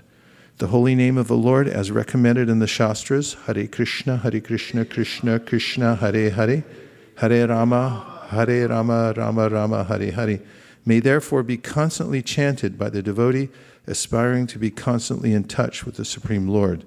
One who is thus able to associate with the Lord is sure to be delivered from the darkness of the created world, which is a product of false ego. Tasmai, tamasi ma jyotirgamai. Hare Krishna. So, just two more points. That the person who becomes aware of the difference between himself and the body is described in the Bhagavad Gita. Naiva kinchit karomiti yuktamanyeta tattvavit. It goes on from there, describing how there are various functions of the body, like blinking. Anybody blinking? Did you want to do that? No. They're going on, and the self-realized person is noticing how the material nature is working, how the body has its own separate autonomy, and that he's observing and seeing that the material world's working, and he doesn't think, I am the body. He's thinking the bodily functions are going on, and he's watching it. So this is part of the perspective of a dhira, a person who's undisturbed by material nature and its workings, and similarly undisturbed when leaving the body at the time of death. So regarding this, Krishna says in the 15th chapter of the Bhagavad Gita that death is a subtle process. He says the consciousness forces us to go to a new place. Shariram yaravapnoti yatshap yukramatishvara grihit vaitani samyati vayuragandam ivashayat. As the air passes over a particular place, it picks up a scent. And then the consciousness, because of association, I should say, as a conscious being, we associate ourselves in various ways, and we pick up the moods and customs of the people we're with, same kind of language, the habits, and so forth. And then those inclinations, that aggregated consciousness is what, as I said before, forces us into the next body. Then he says it's perfectly constructed. Shotram chakshu sparshanam cha rasanam grahanam cha adishtayam manaschayam vishayan upasevate. The senses are custom made specifically for that person to fulfill all of his or her desires. And then he says that a person who's trained in spiritual science, ukramantam stitam vapi bunjanam bhagunam vitam vimunanana pashyanti jnana chakshusa, can see what's happening and notice either when somebody else is leaving his or her body, can notice that, okay, this is a transformation that's taking place, that the non-compostable living entity is getting ready to step out. That's what it actually means, stepping out. Ukramantam. Utkrama means, okay, this place is not inhabitable, I'm stepping out of here. And she takes with him or her, the soul takes along the subtle physical body, the mind, intelligence, and ego. And then that gets transferred perfectly into the next body that's aligned with one's consciousness. And in the Yoga Sutra it is said that the impressions that we have within our consciousness are so powerful that material nature then fills them in. And the body, take a look at your body real quick. Let's take a look. That's what you were thinking when you left your last body. You were absorbed in that. And the material nature accommodated and just filled it in. And there was a mold created from your impressions. Material nature then fills that in, and you come out, it's like, okay, here's my next form. But nothing happened to you, actually. There's no destruction of the soul at any time, ever. It always existed. It's hard to conceive that while we're in the framework of time. And I'm thinking, when's the class going to be over? In the time frame. But actually, we have no beginning, we have no end. We always exist. But when I'm identified with the body, I think, I just died. Or I'm going to die. And somebody took birth. So Krishna says, Ukramantam sitam vapi, a person who's trained in self-realization sees soul was situated in that body because of karma. And now the karma has, for that body, there's a time limit on it. There's a shelf life for everybody, and it runs out. And once it runs out, that's its natural time. No reason to get really upset about it. You're just going to get a new body, according to your karma now. Unless you use the higher purpose, Atma Prasiddhaye, for human life, which is to develop your consciousness to the point where you're no longer attached to the matra, to the senses and their objects. But you are attached to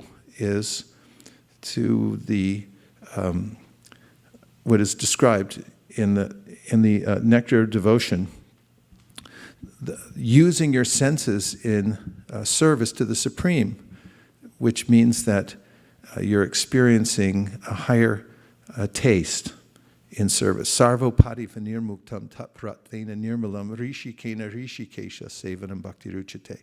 You're using all your senses, not for exploration of the material world, but actually in service of the source of all senses and the master of the senses.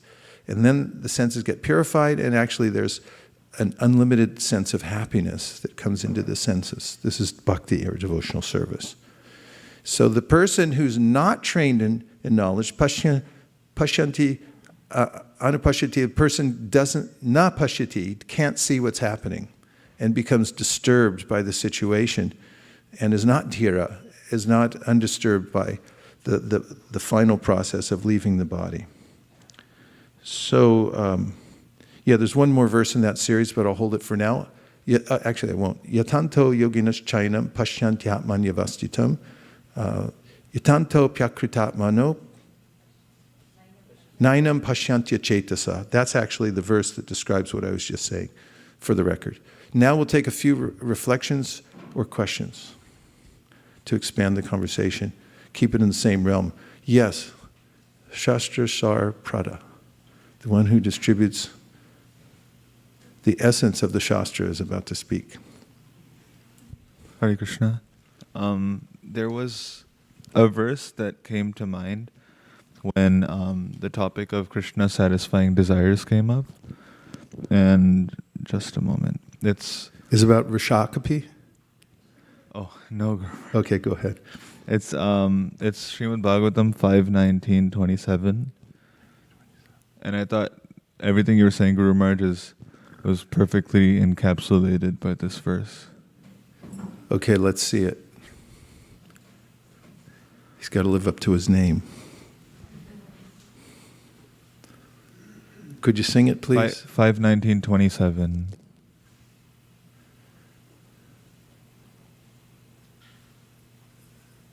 I can't see the number on that. Is that it? Oh.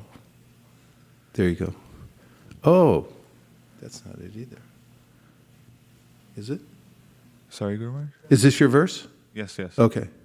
I know this verse. Satyam dishatyarthitam arthito nirnam naivarthado yat punararthita yata swayam vidhatte bhajatam anichhatam ichhapidanam nijapada pallavam.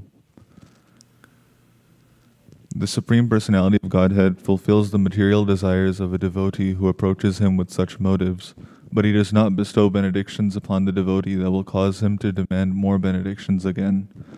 However, the Lord willingly gives the devotee shelter at his own lotus feet, even though such a person does not aspire for it, and that shelter satisfies all his desires. That is the Supreme Personality's special mercy. Well done. Sadhu, sadhu.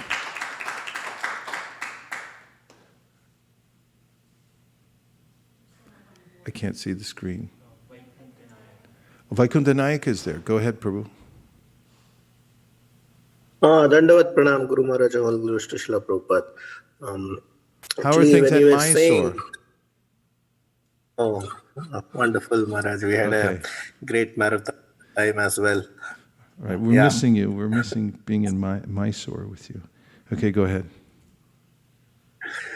Maharaj, when you were saying that everything in this world is compostable and only the soul is not, right? And that is also said in entropy in science and thermodynamics. The entropy is basically, in simple terms, a measure of the disorder or measure of the randomness. And science says that the entropy of the world is always increasing. In other words, it's a long-winded way of saying that, okay, everything is breaking down in this universe. and you need to put in great effort to maintain the status quo in this universe. If you don't put effort, things simply break down. Be it relationships or break objects or even a piece of iron, everything is just collapsing, it's breaking down. And I was thinking that the only thing that is not breaking down is the soul. And it's such a lonely place for the soul to be in. The soul is surrounded by everything that is breaking down. It is a scary situation. And what is more scary is that I am not scared of this scary situation.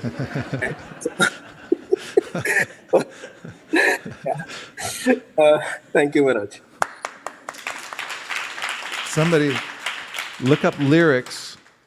I think it's from Bob Dylan. He's saying some passage about everything is broken.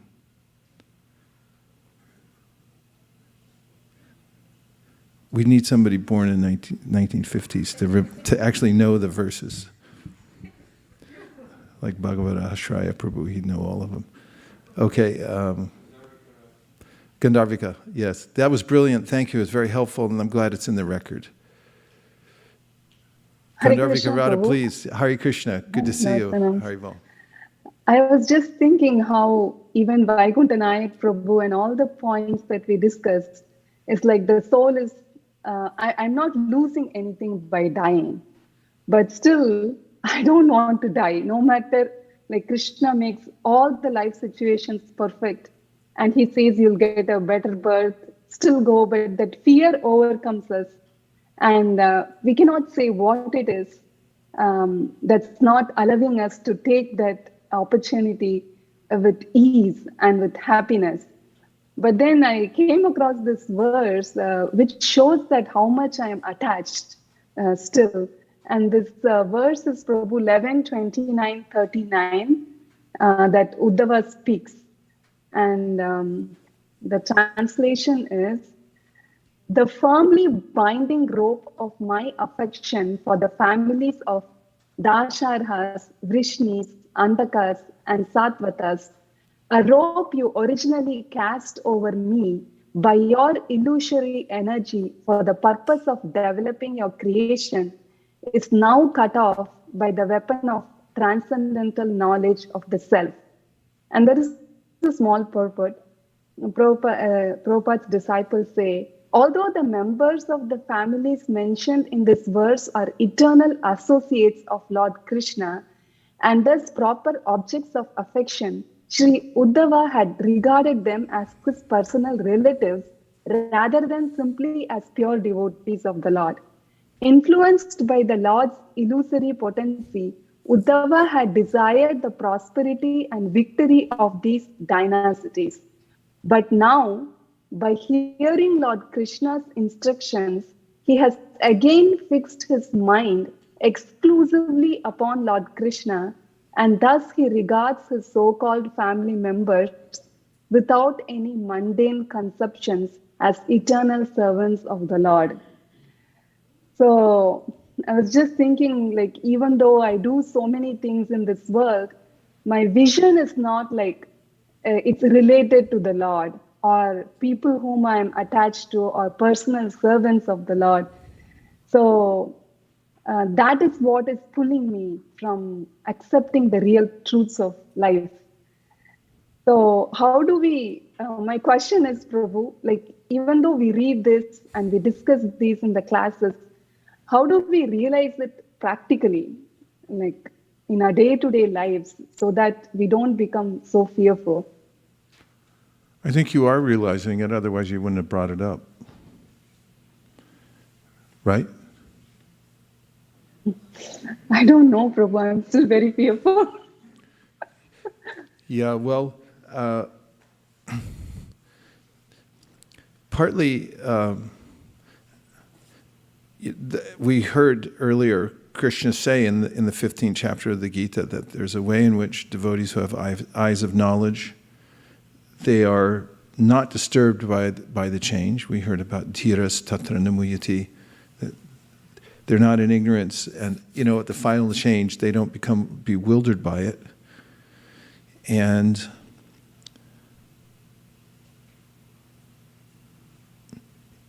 it takes a cultivation throughout one's life, actually. Mm-hmm. And then, of course, it's not by our own power.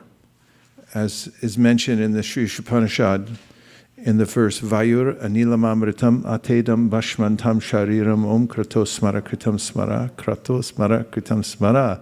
Let this temporary body be burnt to ash, and let the air of life be merged with the totality of air. Now, my Lord, please remember all my sacrifices, and because you're the ultimate beneficiary, please remember all that I've done for you. And so, in the purport, Prabhupada says, the devotee here is reminding the Lord everything I did for you. I worked throughout my life in service. But he says he doesn't need a reminder. He knows exactly everything's been recorded.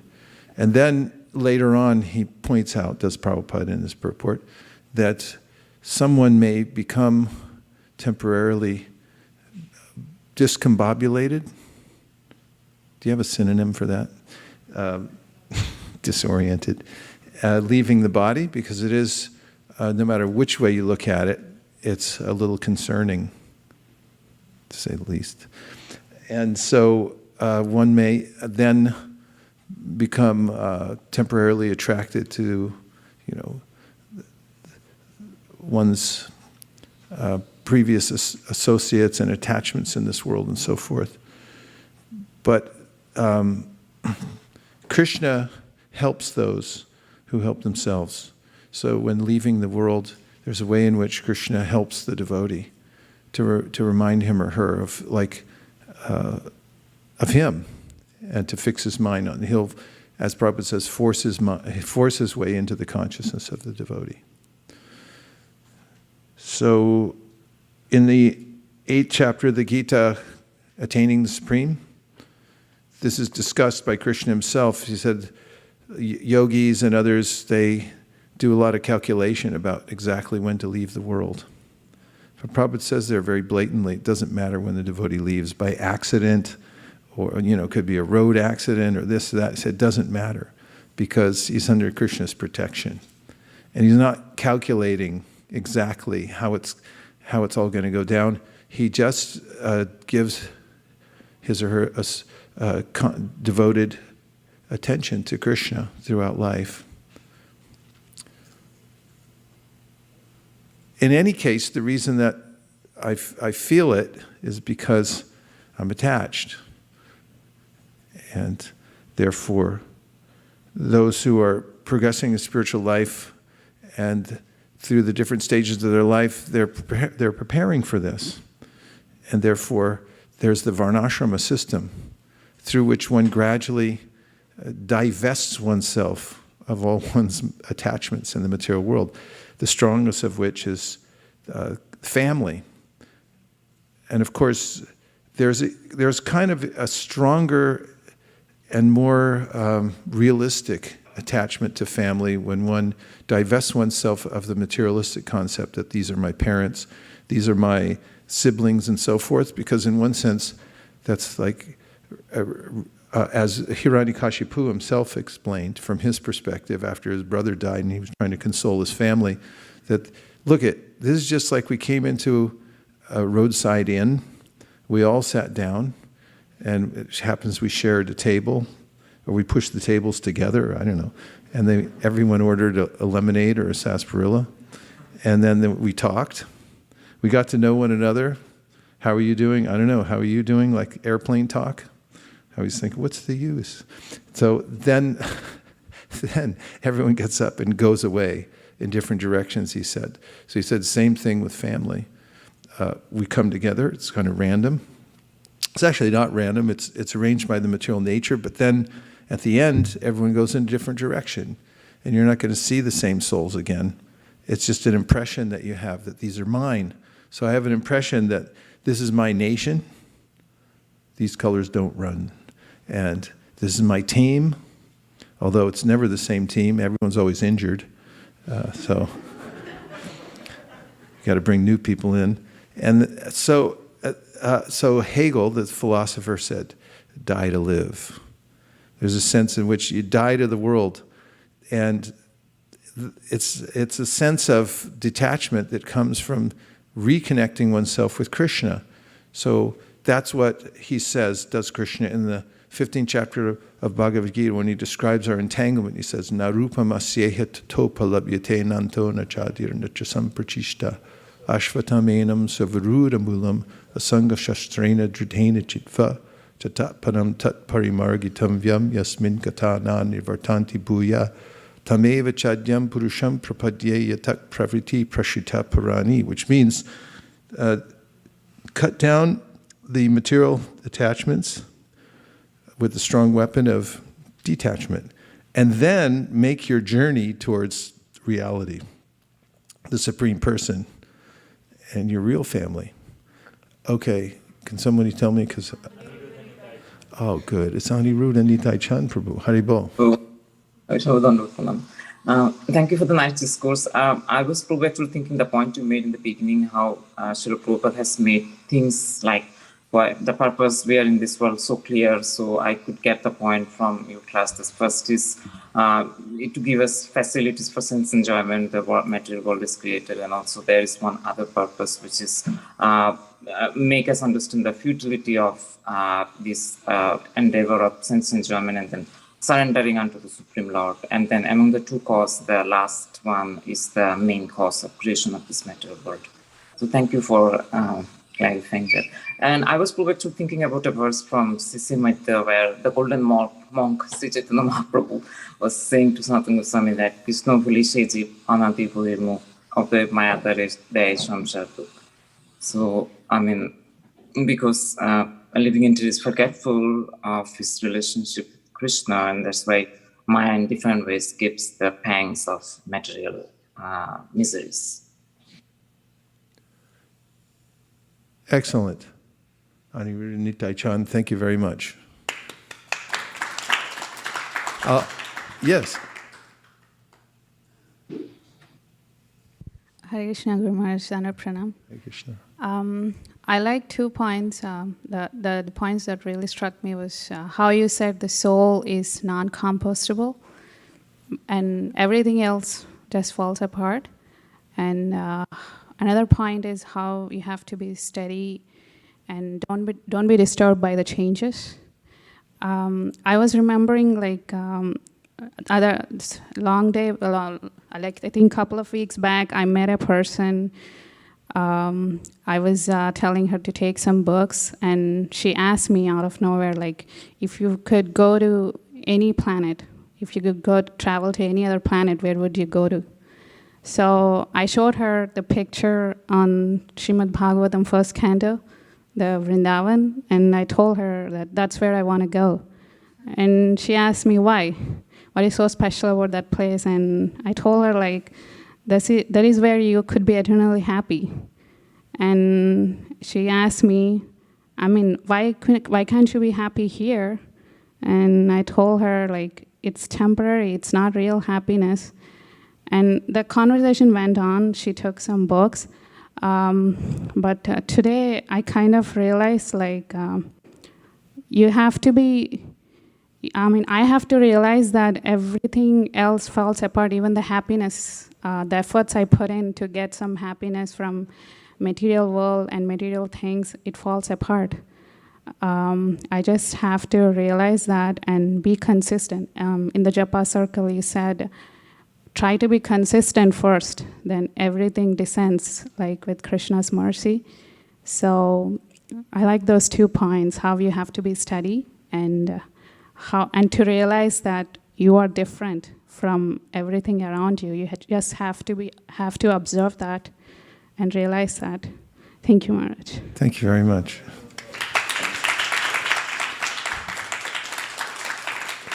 Except Hawaii, right? So many of you went to Hawaii, so I was like, no, not really. But it's perfect, right? Okay. Manjula Kanta. Could somebody give her a mic? Oh, okay. And online we have Shraddha. Oh, okay. Can't tell with the glasses. Hare Krishna, Guru Maharaj. Maharaj, I want to just share a realization I had. A lot of times when you were teaching about Mother Kunti, and you were saying, Tata Vipadam, she asks for trouble to remember Krishna. And when we go through so many challenges, even with COVID, we see families dying, and everyone suffering. Nobody wants suffering. And I was like, I couldn't understand the orientation. You kept saying, wait, and it will come. One thing which I noticed with misery is that misery is very comforting. Misery is very comforting because it's not comforting when you're in the pain of misery. It's not comforting when you're trying to get out. But it's very comforting once you step out and you're healing. Because you look back and say, well, that's what Krishna was saying anyway. And the realization that you get from misery is much stronger and more intense than anything happiness can give. And from that misery, it's like, sometimes I think I'm so unwilling, and Krishna's pulling off the Band-Aid, saying, it's fine, take it off. And it hurts when the Band-Aid comes off. But at the end of the day, we're grateful. He took it off, and we can see better. So. Yeah, that's a really nice observation, and I think it, who asked the question earlier about realizing, I think it was Gandharvika Radha, yeah, that in that realm of understanding that actually suffering is a kind of purification that takes place. Of course, we can that's what tapasya is, it's voluntary suffering. That's why sages get so attached to it, or advanced people. They understand, like, I'm going to voluntarily suffer, and everyone's going, why are you doing that? It's like, I'm doing it for a higher cause. And when you voluntarily suffer, means delayed gratification and so forth, then you actually get purified. And the realization pours in, and it's a much higher taste. So you can do it the easy way, or you can do it the hard way. Okay, Risheshwari Leela, we're almost coming to a close, inching towards the close. Dandavat Pranam, Hi, Sri Krishna. Srila Prabhupada. Thank you so much for a wonderful Bhagavatam class. I was really struck by the purport where, in the 11th canto, you mentioned about, read about how Krishna condones this sense gratification because it's like he thinks this is, this is not something he wants, but he allows, so that we can gradually come to that point of realizing that, he is the supreme enjoyer, we are not. And I was reflecting that how the process of book distribution and leads us to, a deep meditation on reading of the Bhagavatam. And then reading of the Bhagavatam is enough to give us knowledge and detachment gradually, in a nice way, ripping off that Band-Aid. But it also, gradually brings out the relationships, how the relationships are reciprocal. And we see, we can see that always in the material world, but the supreme relationship is with Krishna. And when that is done in a nice way, then obviously Krishna reciprocates. And we see that as always the theme in the Bhagavatam, starting from Narad Muni, Queen Kunti, Kardama Muni, so many different examples. And they just result in such beautiful prayers coming from the devotees' hearts that just uplift us, from the enjoyer mentality and rebellious mentality that a conditioned soul has. So I'm just so grateful that we have access to the best service, book distribution, and the best of scripture, Srimad Bhagavatam. Thanks to Srila Prabhupada. Excellent points. I'm glad you brought this up, Risheshwari Leela, because the hearing from Srimad Bhagavatam takes us through every combination and permutation of psychological states for the human being in this world, and then brings us to a safe conclusion, which is take shelter of Krishna. And the effect of that is that one feels as if I already went through it. I'm already schooled in that particular area, so I'm not going to make the mistake of embracing the material energy again, because it happens by Krishna's mercy, vidunoti. By hearing Bhagavatam, he removes that. And one of the ways is very practical, as you just mentioned, for instance, in the relationships. And I think we're still working on Gandharvika Radha's question, like, how do you do it? One of the ways is hearing Bhagavatam and the association of devotees, because you kind of preemptively do it through all the devotees that you're hearing about in that. I think of Priyavrata, how he was about to renounce the world, and then his father and then grandfather came and said, wait a minute, we need you for some work. And they said, don't worry, you won't get attached. You just do your work. But he did get attached. But then he was able to easily, somehow, after that short period of attachment, give it up and realize the ultimate goal of life. And that's a kind of interesting nuance. Someone says, don't worry about it, and then you won't become attached, then you did become attached, but in the end it turned out okay. There are combinations and permutations like that throughout the Bhagavatam that take us through all the steps so that we feel we've taken them. An anecdote in our retreat in Govardhan one year, and reading the Bhagavatam for 5 hours a day, and just hearing, there was a brahmachari there during one of the breaks. He was talking to his spiritual master, Keshav Bharati Maharaj, and he just had this astonished look on his face, did the brahmachari, and he said, "What was I thinking?" Meaning, like, after hearing the Bhagavatam, he was reassessing his whole relationship with the material world. And that happens quite naturally by hearing Bhagavatam and Bhagavad Gita. So that's one of the antidotes to this kind of inordinate attachment to the compostable world, is to hear regularly and constantly from Bhagavatam. Om Tat Sat. Last point coming from... Oh yes, last point coming from Bob Dylan. Broken lines, broken strings, broken threads, broken springs, broken idols, broken heads, people sleeping in broken beds. Ain't no use jiving, ain't no use joking, everything is broken. Haribol, let's hear it for Bob Dylan. Okay.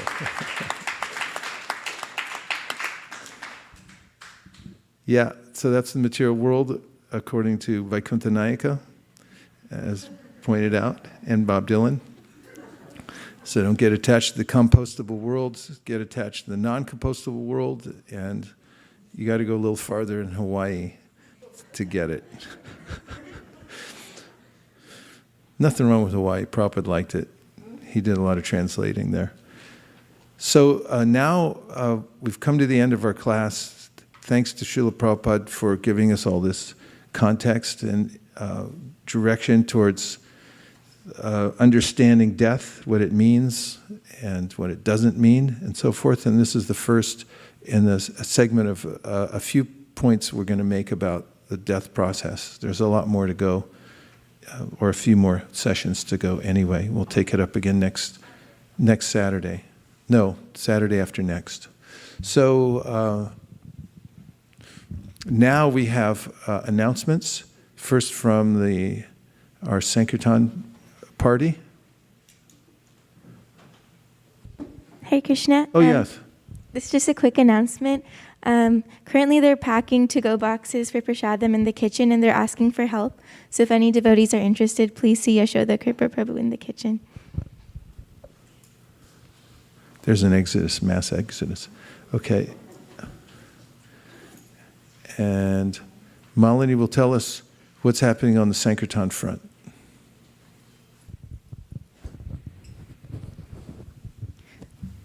Hare Krishna. As we made our MSF offering last weekend, we start our new MSF starting the day after the offering. And today is our first weekend of Sankirtan for 2022. And we request everyone to come. One day Vaisesika Prabhu was mentioning that sometimes we do a big marathon and then we take a break for a few months and then we restart. But at ISV, our marathon is going on forever. So we start today. And we request you all to come and have fun on book distribution. Either you can go door to door or you could go to different spots in different areas for Western Sankirtan, or you can do from home as well if you like. We can do a calling party. So please do participate. And one point that we got our BBT newsletter, and there are some corrections, but still we did make our 10% goal this year for the remittance.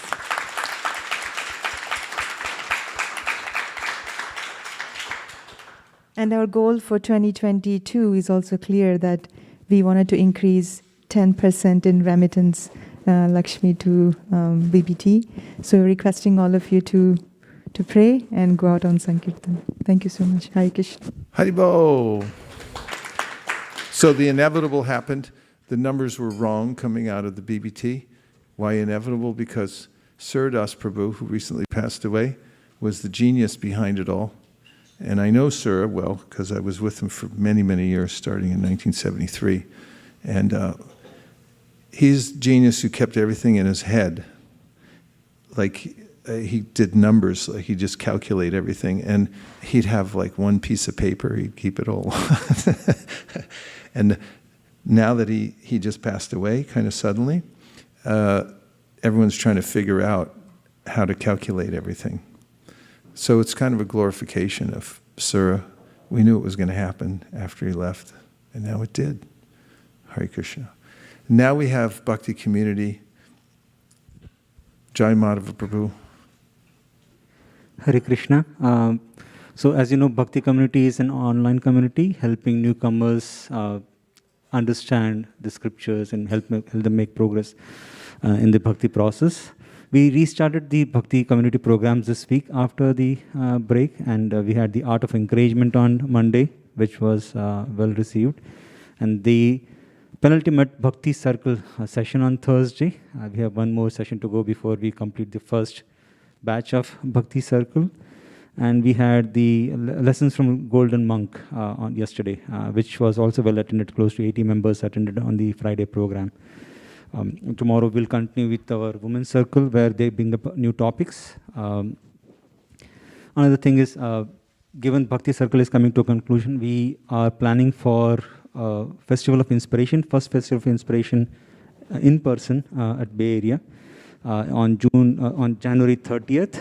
So in case you know any newcomers who might benefit by participating, we'll have music, we'll have discussions and talks. So please do write an email to hi@bhakticommunity.com giving the details of the newcomers. We'll be happy to have them in the group. And anything more you wanted to say? I just wanted to say Bhakti Circle's not coming to an end. Just this series of classes coming to an end, and it's a kind of graduation for a lot of devotees who, how many weeks was it altogether? 32. 32 weeks of Krishna conscious topics and training and so forth, and there are some who are there from the very beginning, and how kind of graduating from that, so there'll be like a celebration, right? Yeah. Yes. It's kind of like a mini retreat. Yes. Okay. Yeah. Yeah. So Bhakti Circle, this is the first batch, so we'll have the next batch starting after that. And also wanted to thank Tim, who came today at 6:15. I mean, he's from Bhakti Community, and I wanted to thank him because the way he was actually meditating, it was very inspirational. His pronunciations were very clear. He was very slow, very loud, so that his mind can focus on the mantra. So he was teaching me a lot how to do meditation mantra. So thank you so much for your sincerity and coming over here for us.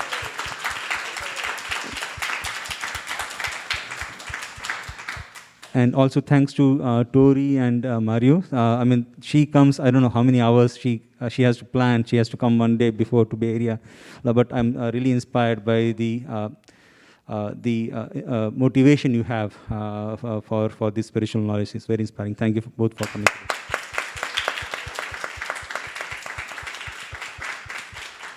Those are the updates. Thank you.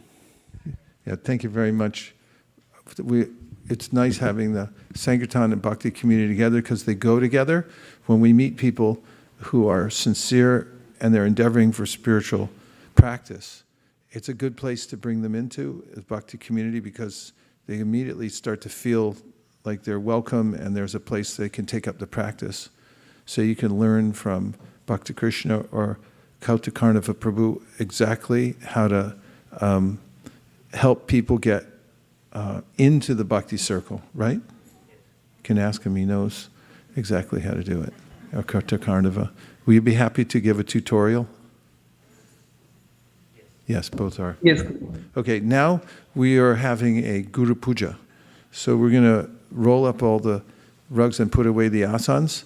And right after Guru Puja, we're having a double-header grain ceremony. You know what a double-header is? Well, in baseball, you all know? Baseball, they play 2 games in one day, one after the other. Instead of just 1 game, 9 innings, they do 2 games, 9 innings. So today is a double-header grain ceremony that will take place just after the Guru Puja. Srila Prabhupada ki jai, Srimad Bhagavatam ki jai, Vancha Kalpadrubhascha, Kripa Sindhabhevacha, Patitanam Pavanebhyo, Vaishnavebhyo, Namo Namaha, Nantakuri Vaishnavini ki jai.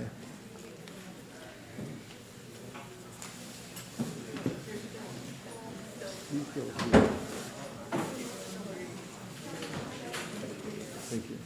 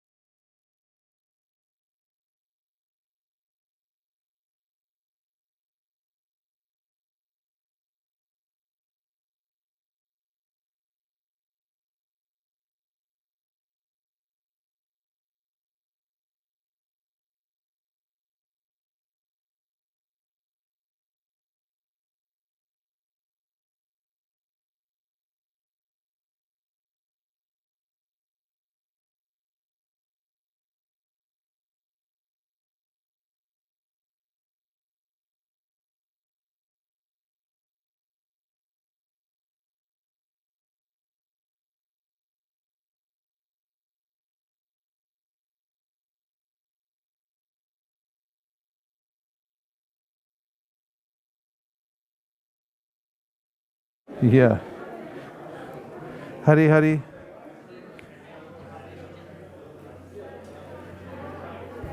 Hari Hari. Namashrestam Manamapi Shachi Putram Atra Sarupam.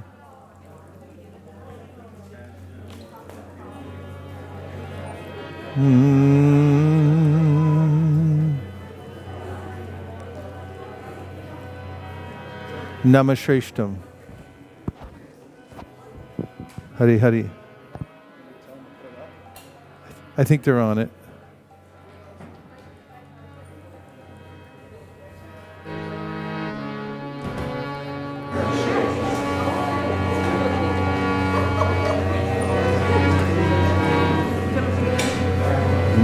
Namashrestam Manamapi Shachiputram Atra Sarupam Sri Rupam Tasya Grajam Urupurim Maturim Goshtavatim Radha Kundam Girivaramoho Radhika Madhavasham Prapto Yasya Pratita Kripaya Shri Gurum Tam Natosmi Hey Guru Jnanada Dina Bandho Swananda Data Karanaika Sindho Vrindavana Sida Hitavata Prasida Radha Pranaya Prachara Hey Dina Bandho Karanaika Sindho Guru Prasada Mai Mandamudhe Laksha Paradhe Bahupapa Gadhe Tatpada Padme Sumatishta Krishna. I bow down to the beautiful lotus feet of my spiritual master, by whose causeless mercy I have obtained the supreme holy name, the divine mantra, the service of the son of Shachi Mata, the association of Srila Sarup Damodar, Rupa Goswami, and his older brother Sanatan Goswami. the supreme abode of Mathura, the blissful abode of Vrindavan, the divine Radhakunds and Govardhan Hill, and the desire within my heart for the loving service of Sri Radhika and Madhava in Vrindavan. O spiritual master, O giver of divine wisdom, O friend of the fallen, you are the giver of your own bliss, and you are the only ocean of mercy. Although dwelling in Vrindavan, you have descended for the welfare of fallen souls like myself, and you are preaching the divine love of Radha for Krishna. Please be kind upon me. O friend of the lowly, O Gurudev, you are the only ocean of mercy. I am a doleful and have committed hundreds and thousands of offenses. I have fallen into the dense myriad of sins. Therefore grace me with your mercy, so that my mind may be fixed on your lotus feet and on Sri Krishna. The lotus feet of our spiritual master are the only way by which we can attain pure devotional service. I bow to his lotus feet with great awe and reverence. By his grace, one can cross the ocean of material suffering and obtain the mercy of Krishna. Our only wish is to have our consciousness purified by the words emanating from his lotus mouth. Attachment to his lotus feet is the perfection that fulfills all desires. He opens our darkened eyes and fills our hearts with transcendental knowledge. He is our Lord, birth after birth. From him ecstatic prema emanates. By him ignorance is destroyed. The Vedic scriptures sing of his character. Our spiritual master is the ocean of mercy, the friend of the poor and the Lord and master of the devotees. O Master, be merciful unto us. Give us the shade of your lotus feet. Your fame is spread all over the three worlds. Shri Guru Charana Padma Kevala Bhakti Sadma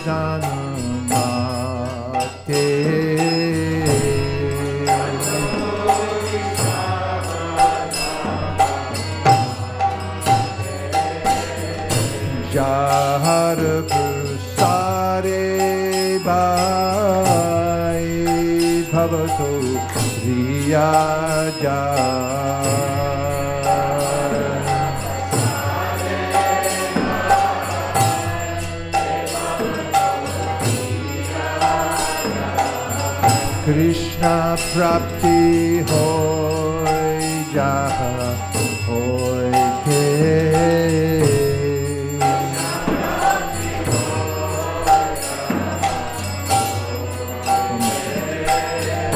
Krishna Prapti Hoy Jaha Hoy Ke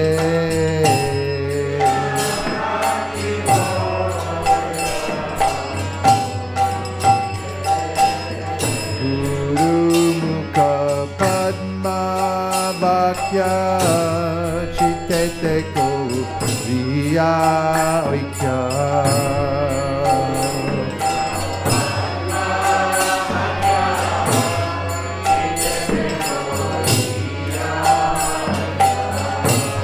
Guru Mukha Padma Bhakya Chitete ko riya oikya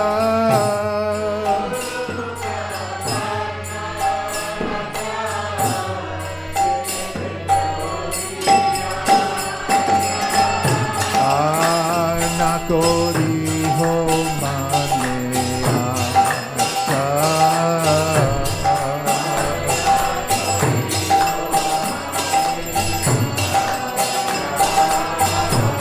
Arna kori ho mane aasha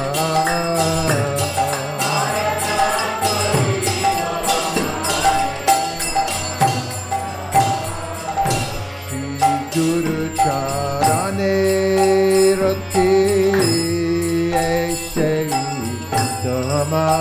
gati.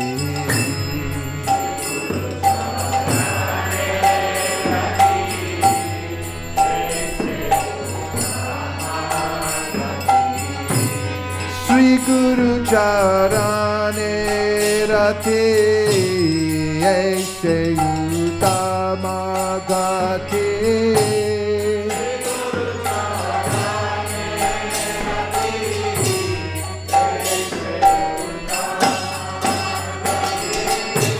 Jai Prashare Tude Sarva Asha.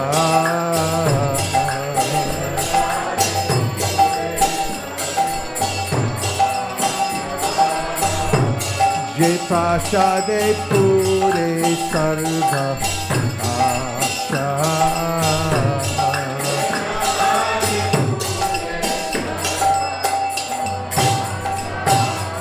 Sakudandi Loche Janme Janme Prabhu Se.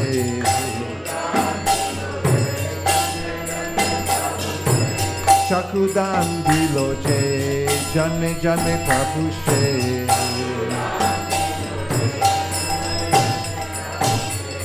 Vidya Gyan Hre Prakashita.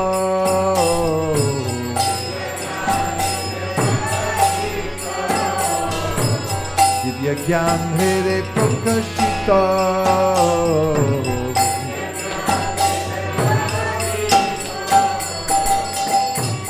Prima Bhakti Jaha Hoite Abhidya Vinasa Jate.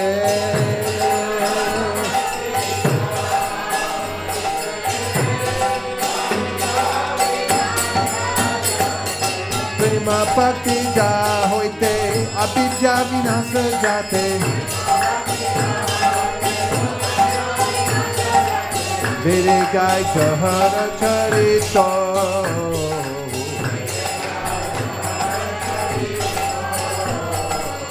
Vede Gai Jahara Charito.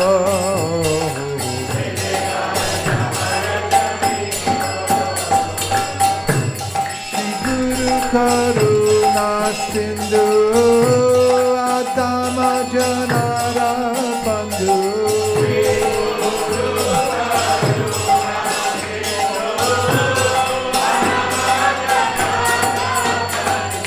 Sindhu Karuna Sindhu Adama Janara Bandhu. Lokanath Lokera Jivana.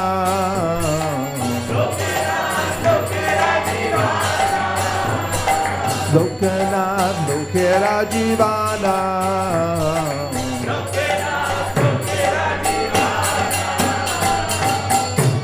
Ha ha Prabhu Doya De Amore Parachaya.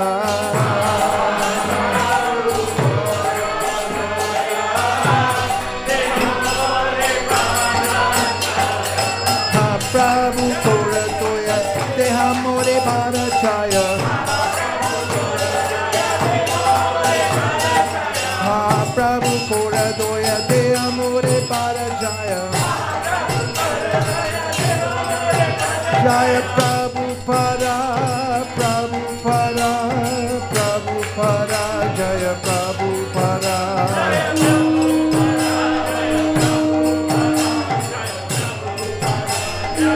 Jai Jai Prabhupada, Prabhupada, Prabhupada, Jai Jai Prabhupada.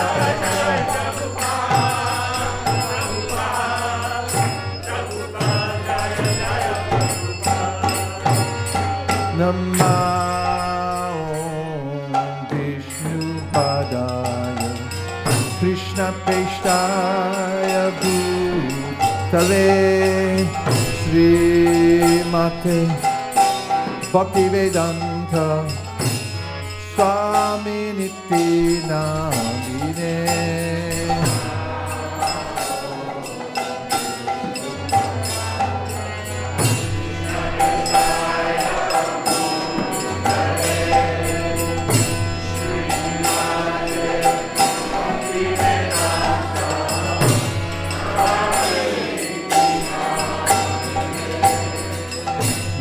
Namaste Saraswate Deve Gauravani Pracharine Nirvishesha Shunyavadi Pastimes Satarine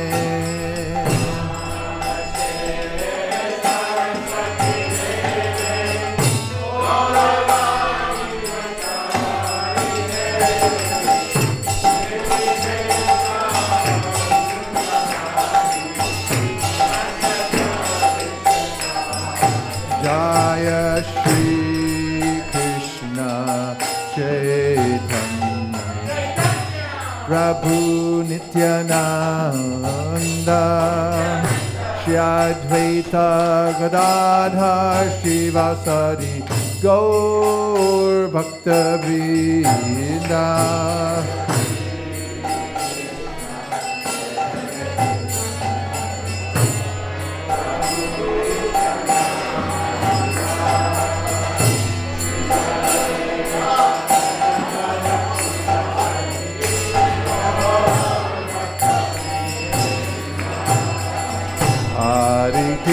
Hare Krishna, Krishna Krishna, Hare Hare, Hare Rama, Hare Rama, Rama Rama, Hare Hare.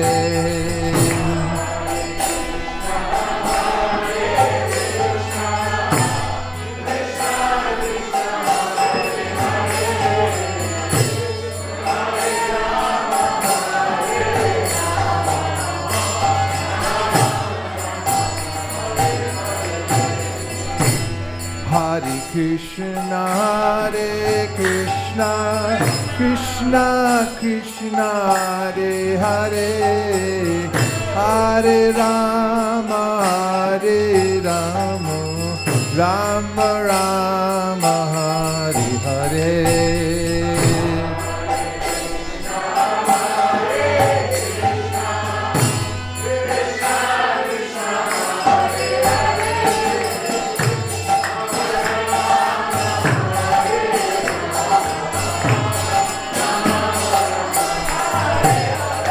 Hare Krishna, Krishna Krishna, Hare Hare, Hare Rama, Rama Rama, Hare Hare.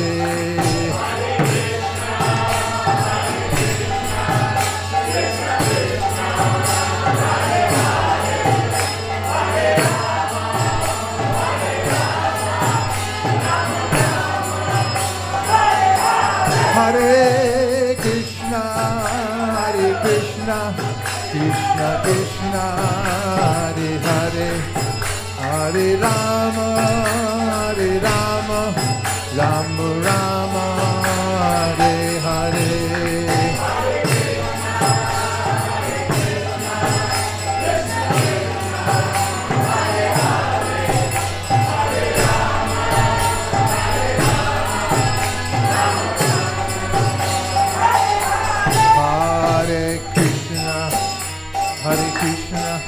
Krishna Krishna, Hare Hare, Hare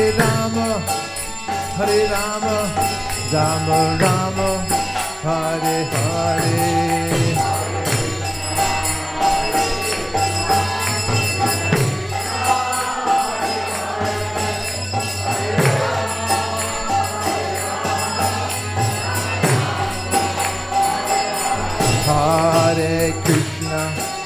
Hare Krishna, Krishna Krishna, Hare Hare, Hare Rama, Rama Rama, Hare Hare.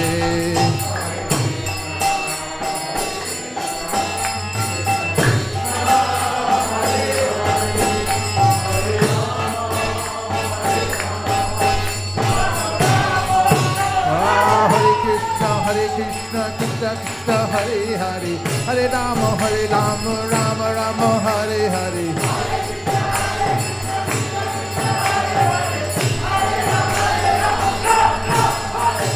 Hare Krishna, Krishna Krishna, Hare Hare, Hare Rama, Rama Rama, Hare Hare.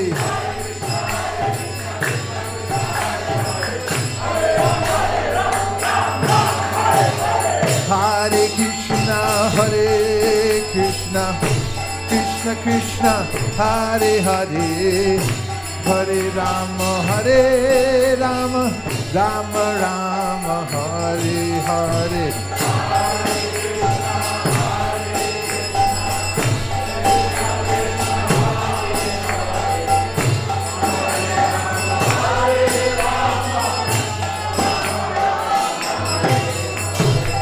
Hare Krishna, Krishna Krishna, Hare Hare, Hare Rama, Rama Rama, Hare Hare.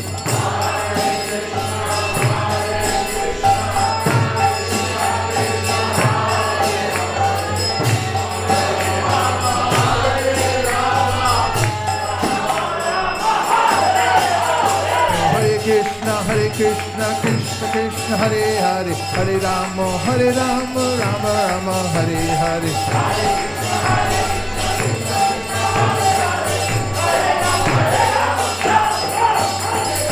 Hare Krishna, Krishna Krishna, Hare Hare, Hare Rama, Rama Rama, Hare Hare.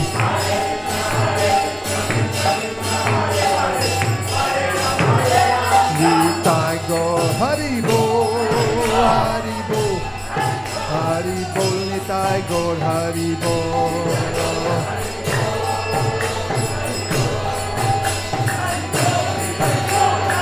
Jai Jai Prabhupada, Prabhupada, Prabhupada, Jai Jai Prabhupada.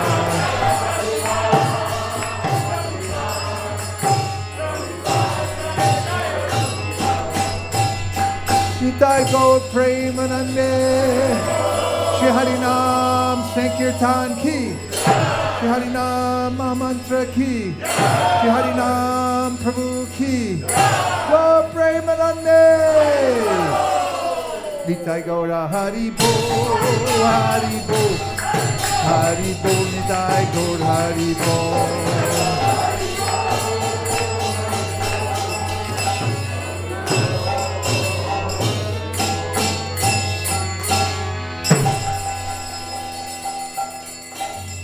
Jayom Vishnupad Paramahamsa Privrajikacharya Shtotarasta Shishimad Abhay Charanara Vinda Bhakti Vedanta Sai Maharaj Srila Prabhupada Ki Jai.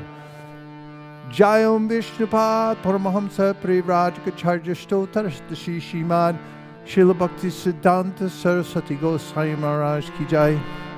Ananta Koti Vaishnavini Ki Jai. Namacharya Srila Haridas Thakur Ki Jai.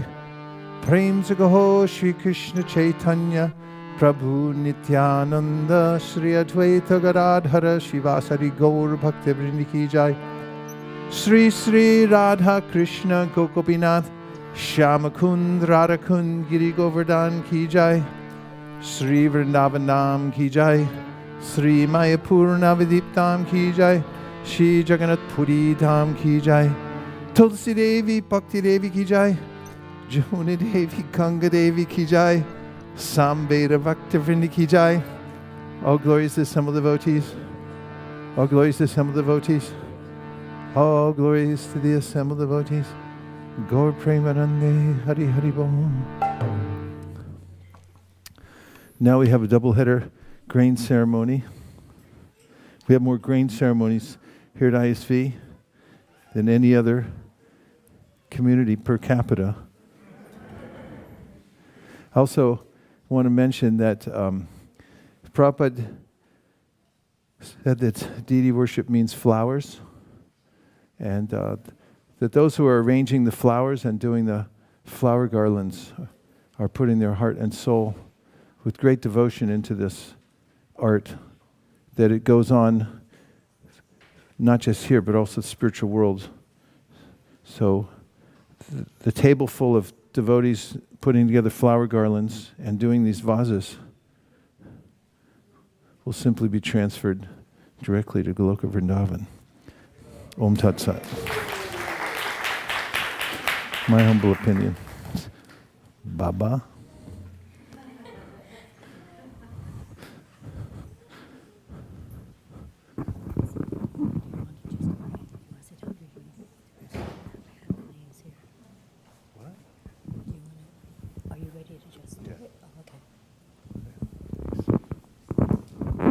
Omansana mantrasya mera prishti vishi chandra kurmo devatashino pavanashini vinogaha. Om Anahara Shakti Namaha, Om Anantai Namo, Om Kwanamai Namaha. Pritvi Chara Jalaka, Devi Tam Vishnadita, Tvam Chadaranamandijam, Pavicham Chasanam Kuru. Hare Krishna, Hare Krishna.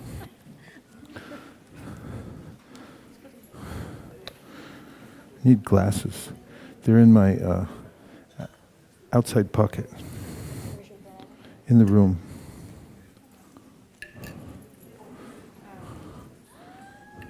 We need just a little Maha mantra. Hare Krishna. No, whatever tune. Something joyful.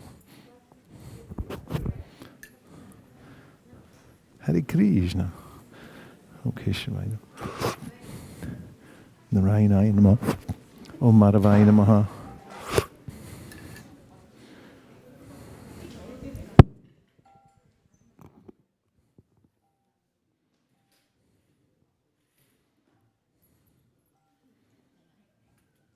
Yeah. Okay. Wow. Okay, we have Lokanath and Ramachandra today who will be taking their first grains. And are they ready? Check in. So this grain ceremony is very important because although the material world is separated part of Krishna's energy, and although mere eating is something that goes on even on a biological cellular basis, he's listening carefully, and therefore it doesn't seem that extraordinary when the material world or anything in it or any activity within it is connected to Krishna. It becomes significant. Brahmarpanam brahmahavir brahmagnau brahmanohutam brahmaiva tenakantavya brahmakarma samadhina. That means that whatever is offered to Krishna becomes spiritual. The offerer becomes spiritual, and the instrument that one uses to offer also becomes spiritualized. Matter is only spirit covered over with ignorance, and ignorance means seeing something separate from Krishna. So in this process means in the process of bringing up a child in this world, at every interval or at every major intersection in the child's life, when, for instance, the child is ready to eat grains for the first time, and that happens usually around 6 months. And so at that time, we have this ceremony. The grains that are here are not ordinary grains. This is the supreme foodstuff of all foodstuffs. It's sweet rice. And it's been offered to the Supreme Personality of Godhead. And so it's Mahaprasadam. So this is one of the impressions that comes into the life of the child and the parents, for that matter, and all the rest of us. So the child on the first grain ceremony takes Mahaprasadam grains, and we sing Hare Krishna first and after. And we remember how Krishna is the digestion within the stomach, actually. We are fully dependent on Krishna. He's with us all the time. Tarejiti tannaijiti tadure tadvantike tarantarasya sarvasya taru sarvasya sibayata. He's far away, but is very near as well. He's within everything, and yet he's outside of everything. And when we remember him, then we become close to him. So this is a way of remembering Krishna today. And we're going to chant together the 15th chapter of the Bhagavad Gita. And in this chapter, Aham Vaishvanaro Bhutva, it is said by Krishna that I am the fire of digestion. So we can all remember that. And Lokanath and Ramachandra, you can especially remember that today. You still paying attention? Work with me, people. Okay, so let's chant the 15th chapter of the Gita now together. And somebody put on your stopwatch. I want to see how long it takes to chant this chapter. Okay? Purushottam Yoga. Ata Panchadashod Adhyayaha. Shri Bhagavan Uvacha. Urdhva Mulamata Shakam. Ashvatam Prahut Avyayam. Chantamsi Yasya Parnani. Yastam Veda Saveda Vid. Adash Chordvam Prashritas Tasya Shaka. Guna Pravrida Vishaya Pravala.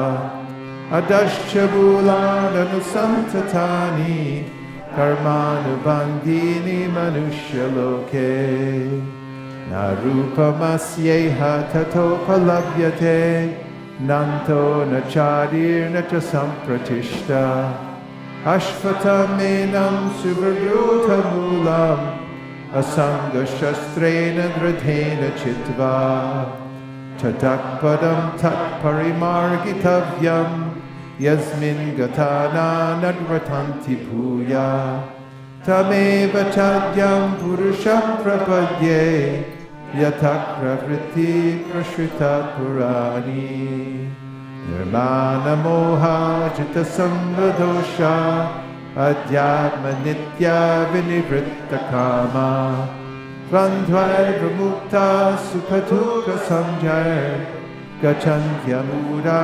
Paramavyayanta Natad Basayate Suryo Na Shashanko Na Pavakaha Yadgatva Na Nivartante Tadama Paramam Mama Mamai Vamsho Jiva Loke Jiva Bhuta Sanatanaha Manakshastan Indriyani Prakriti-stani karshati Shariram yadavapnoti Yachakyukramatishvara Grihit vaitani samyati Vayurgandani vashayat Shotram chakshus parshanam cha Rasanam granameva cha Atishtaya manaschayam Vishayanupasevate Utkramantam stitam vapi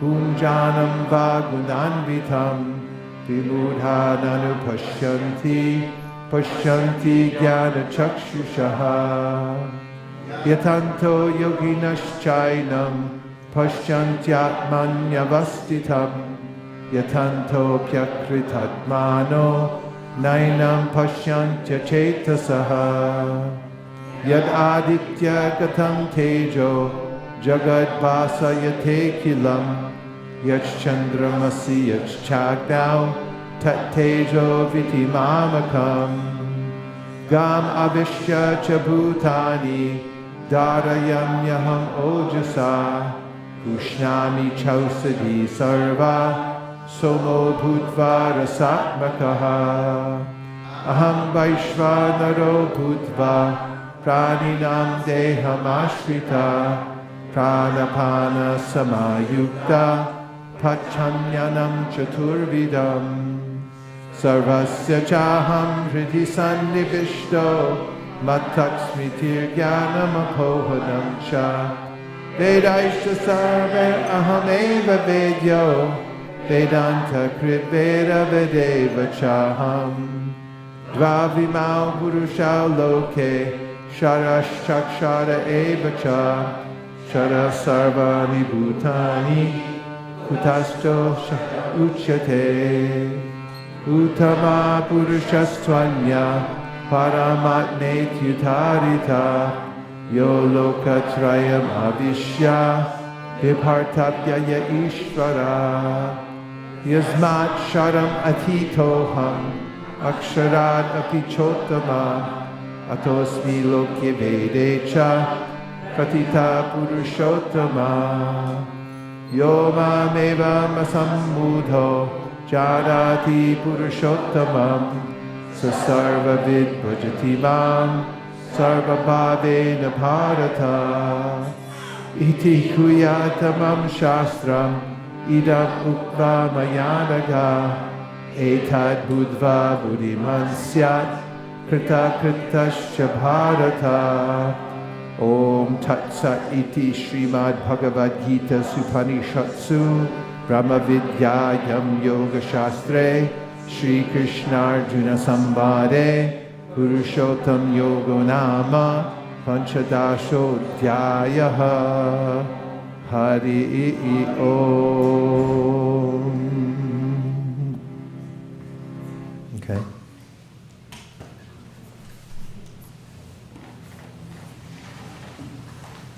Okay. Yeah.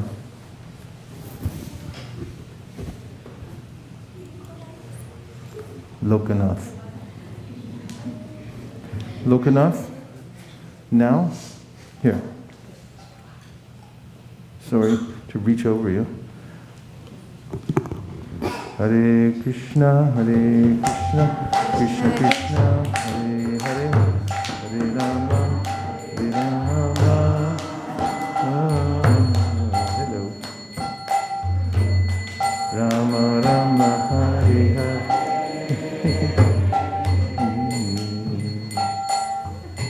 Hare Krishna, Krishna Krishna, Hare Hare, Hare Rama, Hare Rama. Clean up on aisle 2. Rama Rama, Hare Hare.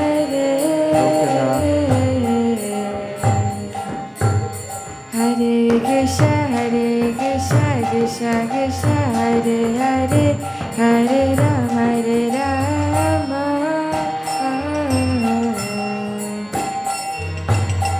Rama Rama, Hare Hare.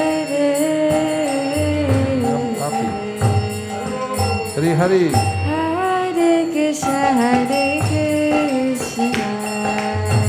Krishna Krishna, Hare Hare.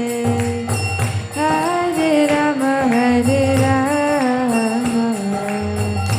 Rama Rama, Hare Hare. Hare Krishna, Krishna Krishna, Hare Hare Rama, Hare Rama. Rama Rama, Hare Krishna, Krishna Krishna, Hare Hare. Hare Rama, Hare Rama. Rama Rama, Hare Hare.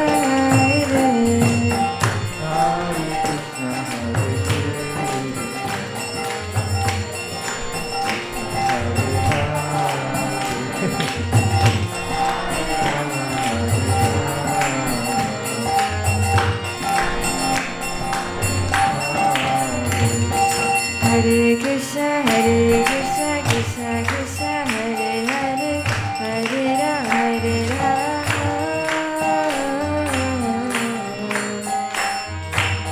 Rama Rama, Hare Hare. Hare Krishna, Krishna Krishna, Hare Hare, Hare Rama, Hare Rama.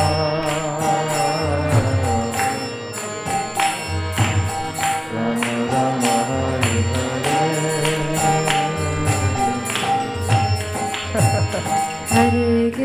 Hare Krishna, Krishna Krishna, Hare Hare, Hare Rama, Hare Rama. Rama Rama, Hare Hare.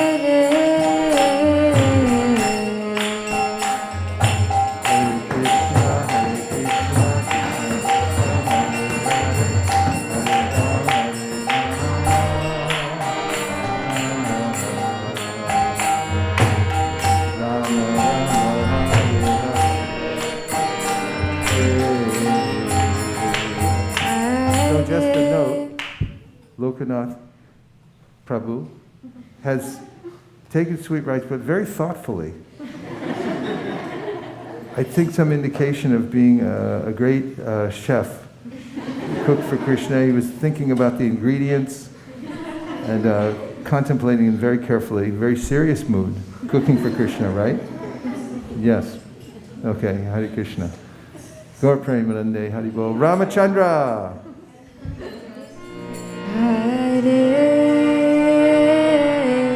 Krishna, Hare Krishna, Krishna Krishna, Hare Hare, Hare Rama, Hare Rama, Hey Rama. Rama, Hare Hare.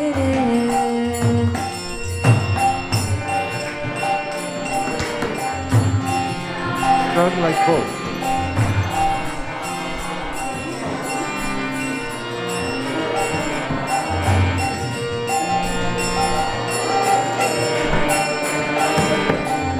Not really. Hey Ram.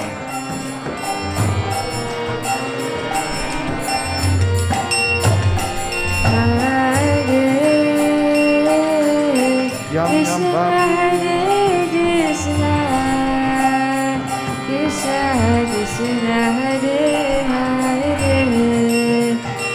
Hare Not too much far back. Not too far back. Rama, Hare Rama, Rama Rama, Hare Hare. It's good. It's very good. Hare Krishna. Krishna Hare Hare.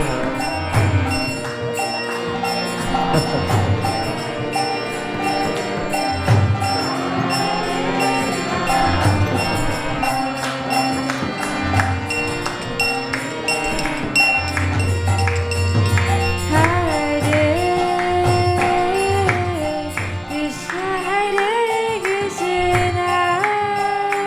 Krishna Krishna, Hare Hare, Hare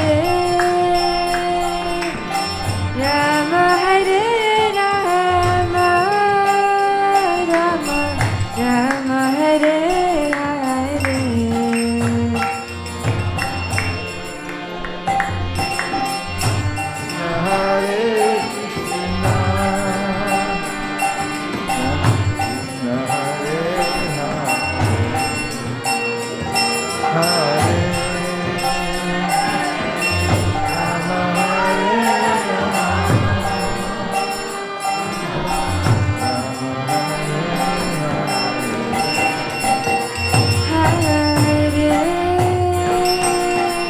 Krishna, Hare Krishna, Krishna Krishna, Hare Hare, Hare Rama, Hare Rama, Rama Rama, Hare Hare.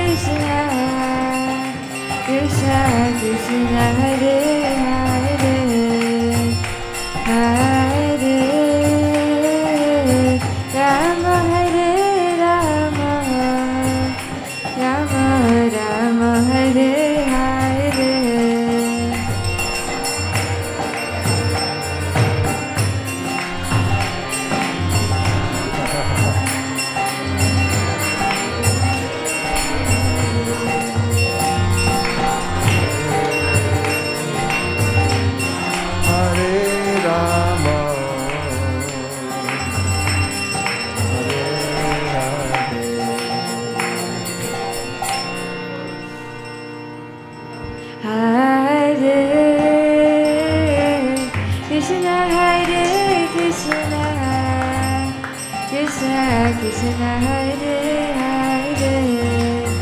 Hare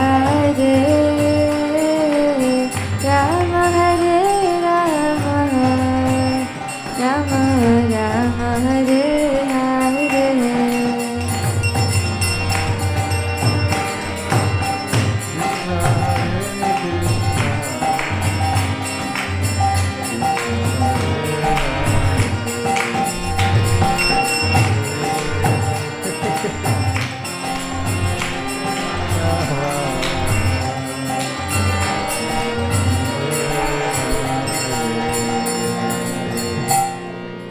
Let the record show that Ramchandra has taken 1 gallon of...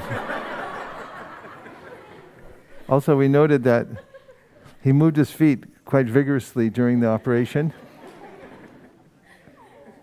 being predictive of his traveling all over the world to give out the nectar of Krishna consciousness to many, many people. Hare Krishna.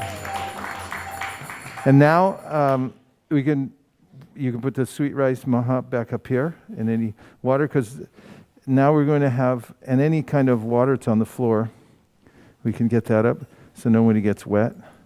But we have the most scientific of processes now to divine the nature of the child.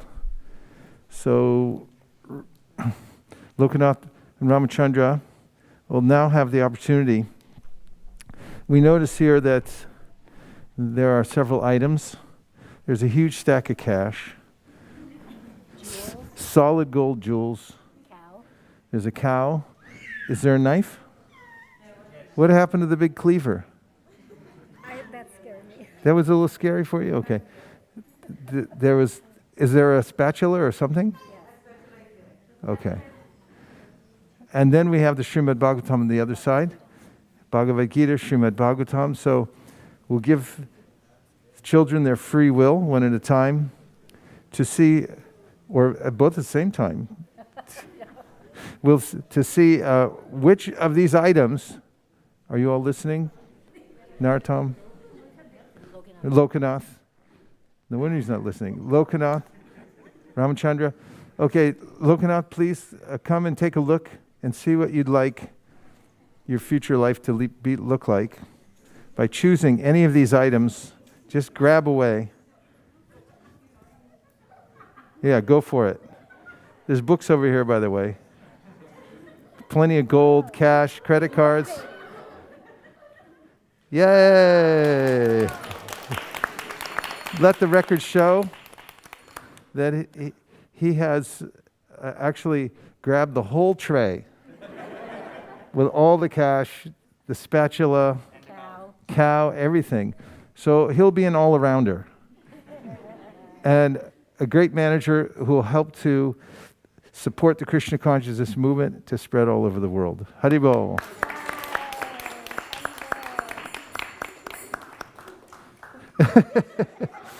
Let the record show he's going back for it. He won't be denied.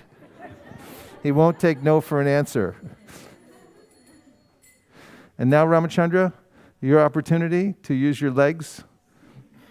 You put him all the way to the back because he needs a running start. Bhagavatam over here, Ram. Bhagavatam over here.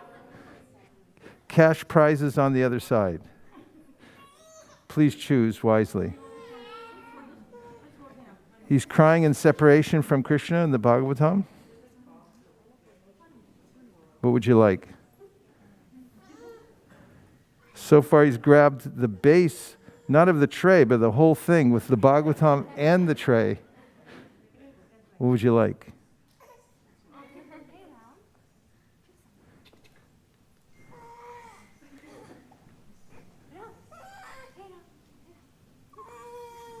Bhagavatam, Bhagavad Gita. You can't crawl much? He wants to see people first.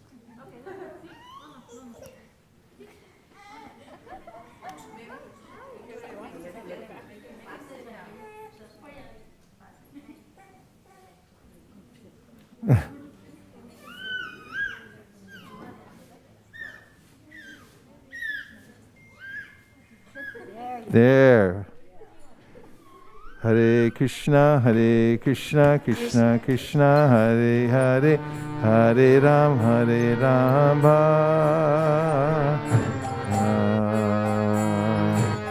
Rama Rama, Hare Hare. Okay. I have an observation. I noticed he's been looking up the deities, bypassing, I think. Oh!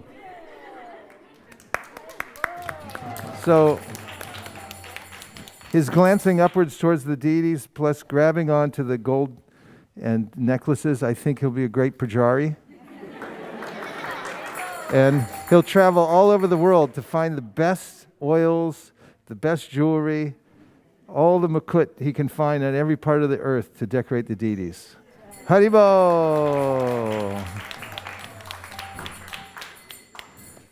Dear Srila Prabhupada, dear Shri Chaitanya Mahaprabhu, Shri Shri Panchatattva, Shri Shri Radha Madan Mohan, Shri Shri Lakshmi Nrsingadeva, if you so desire.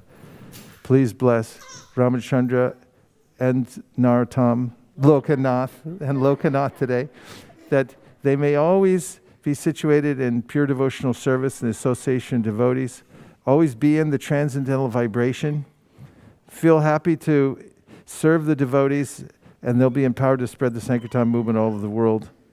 Thank you for considering our requests. Om Tat Sat. Everyone who agrees with this prayer in part or in whole, please say Hare Krishna. Vanchakalpataruscha kripasindhabevacha patitanam pavanibhyo vaishnavebhyo namo namaha. I hereby declare this ceremony to be an unqualified success. Hare Krishna.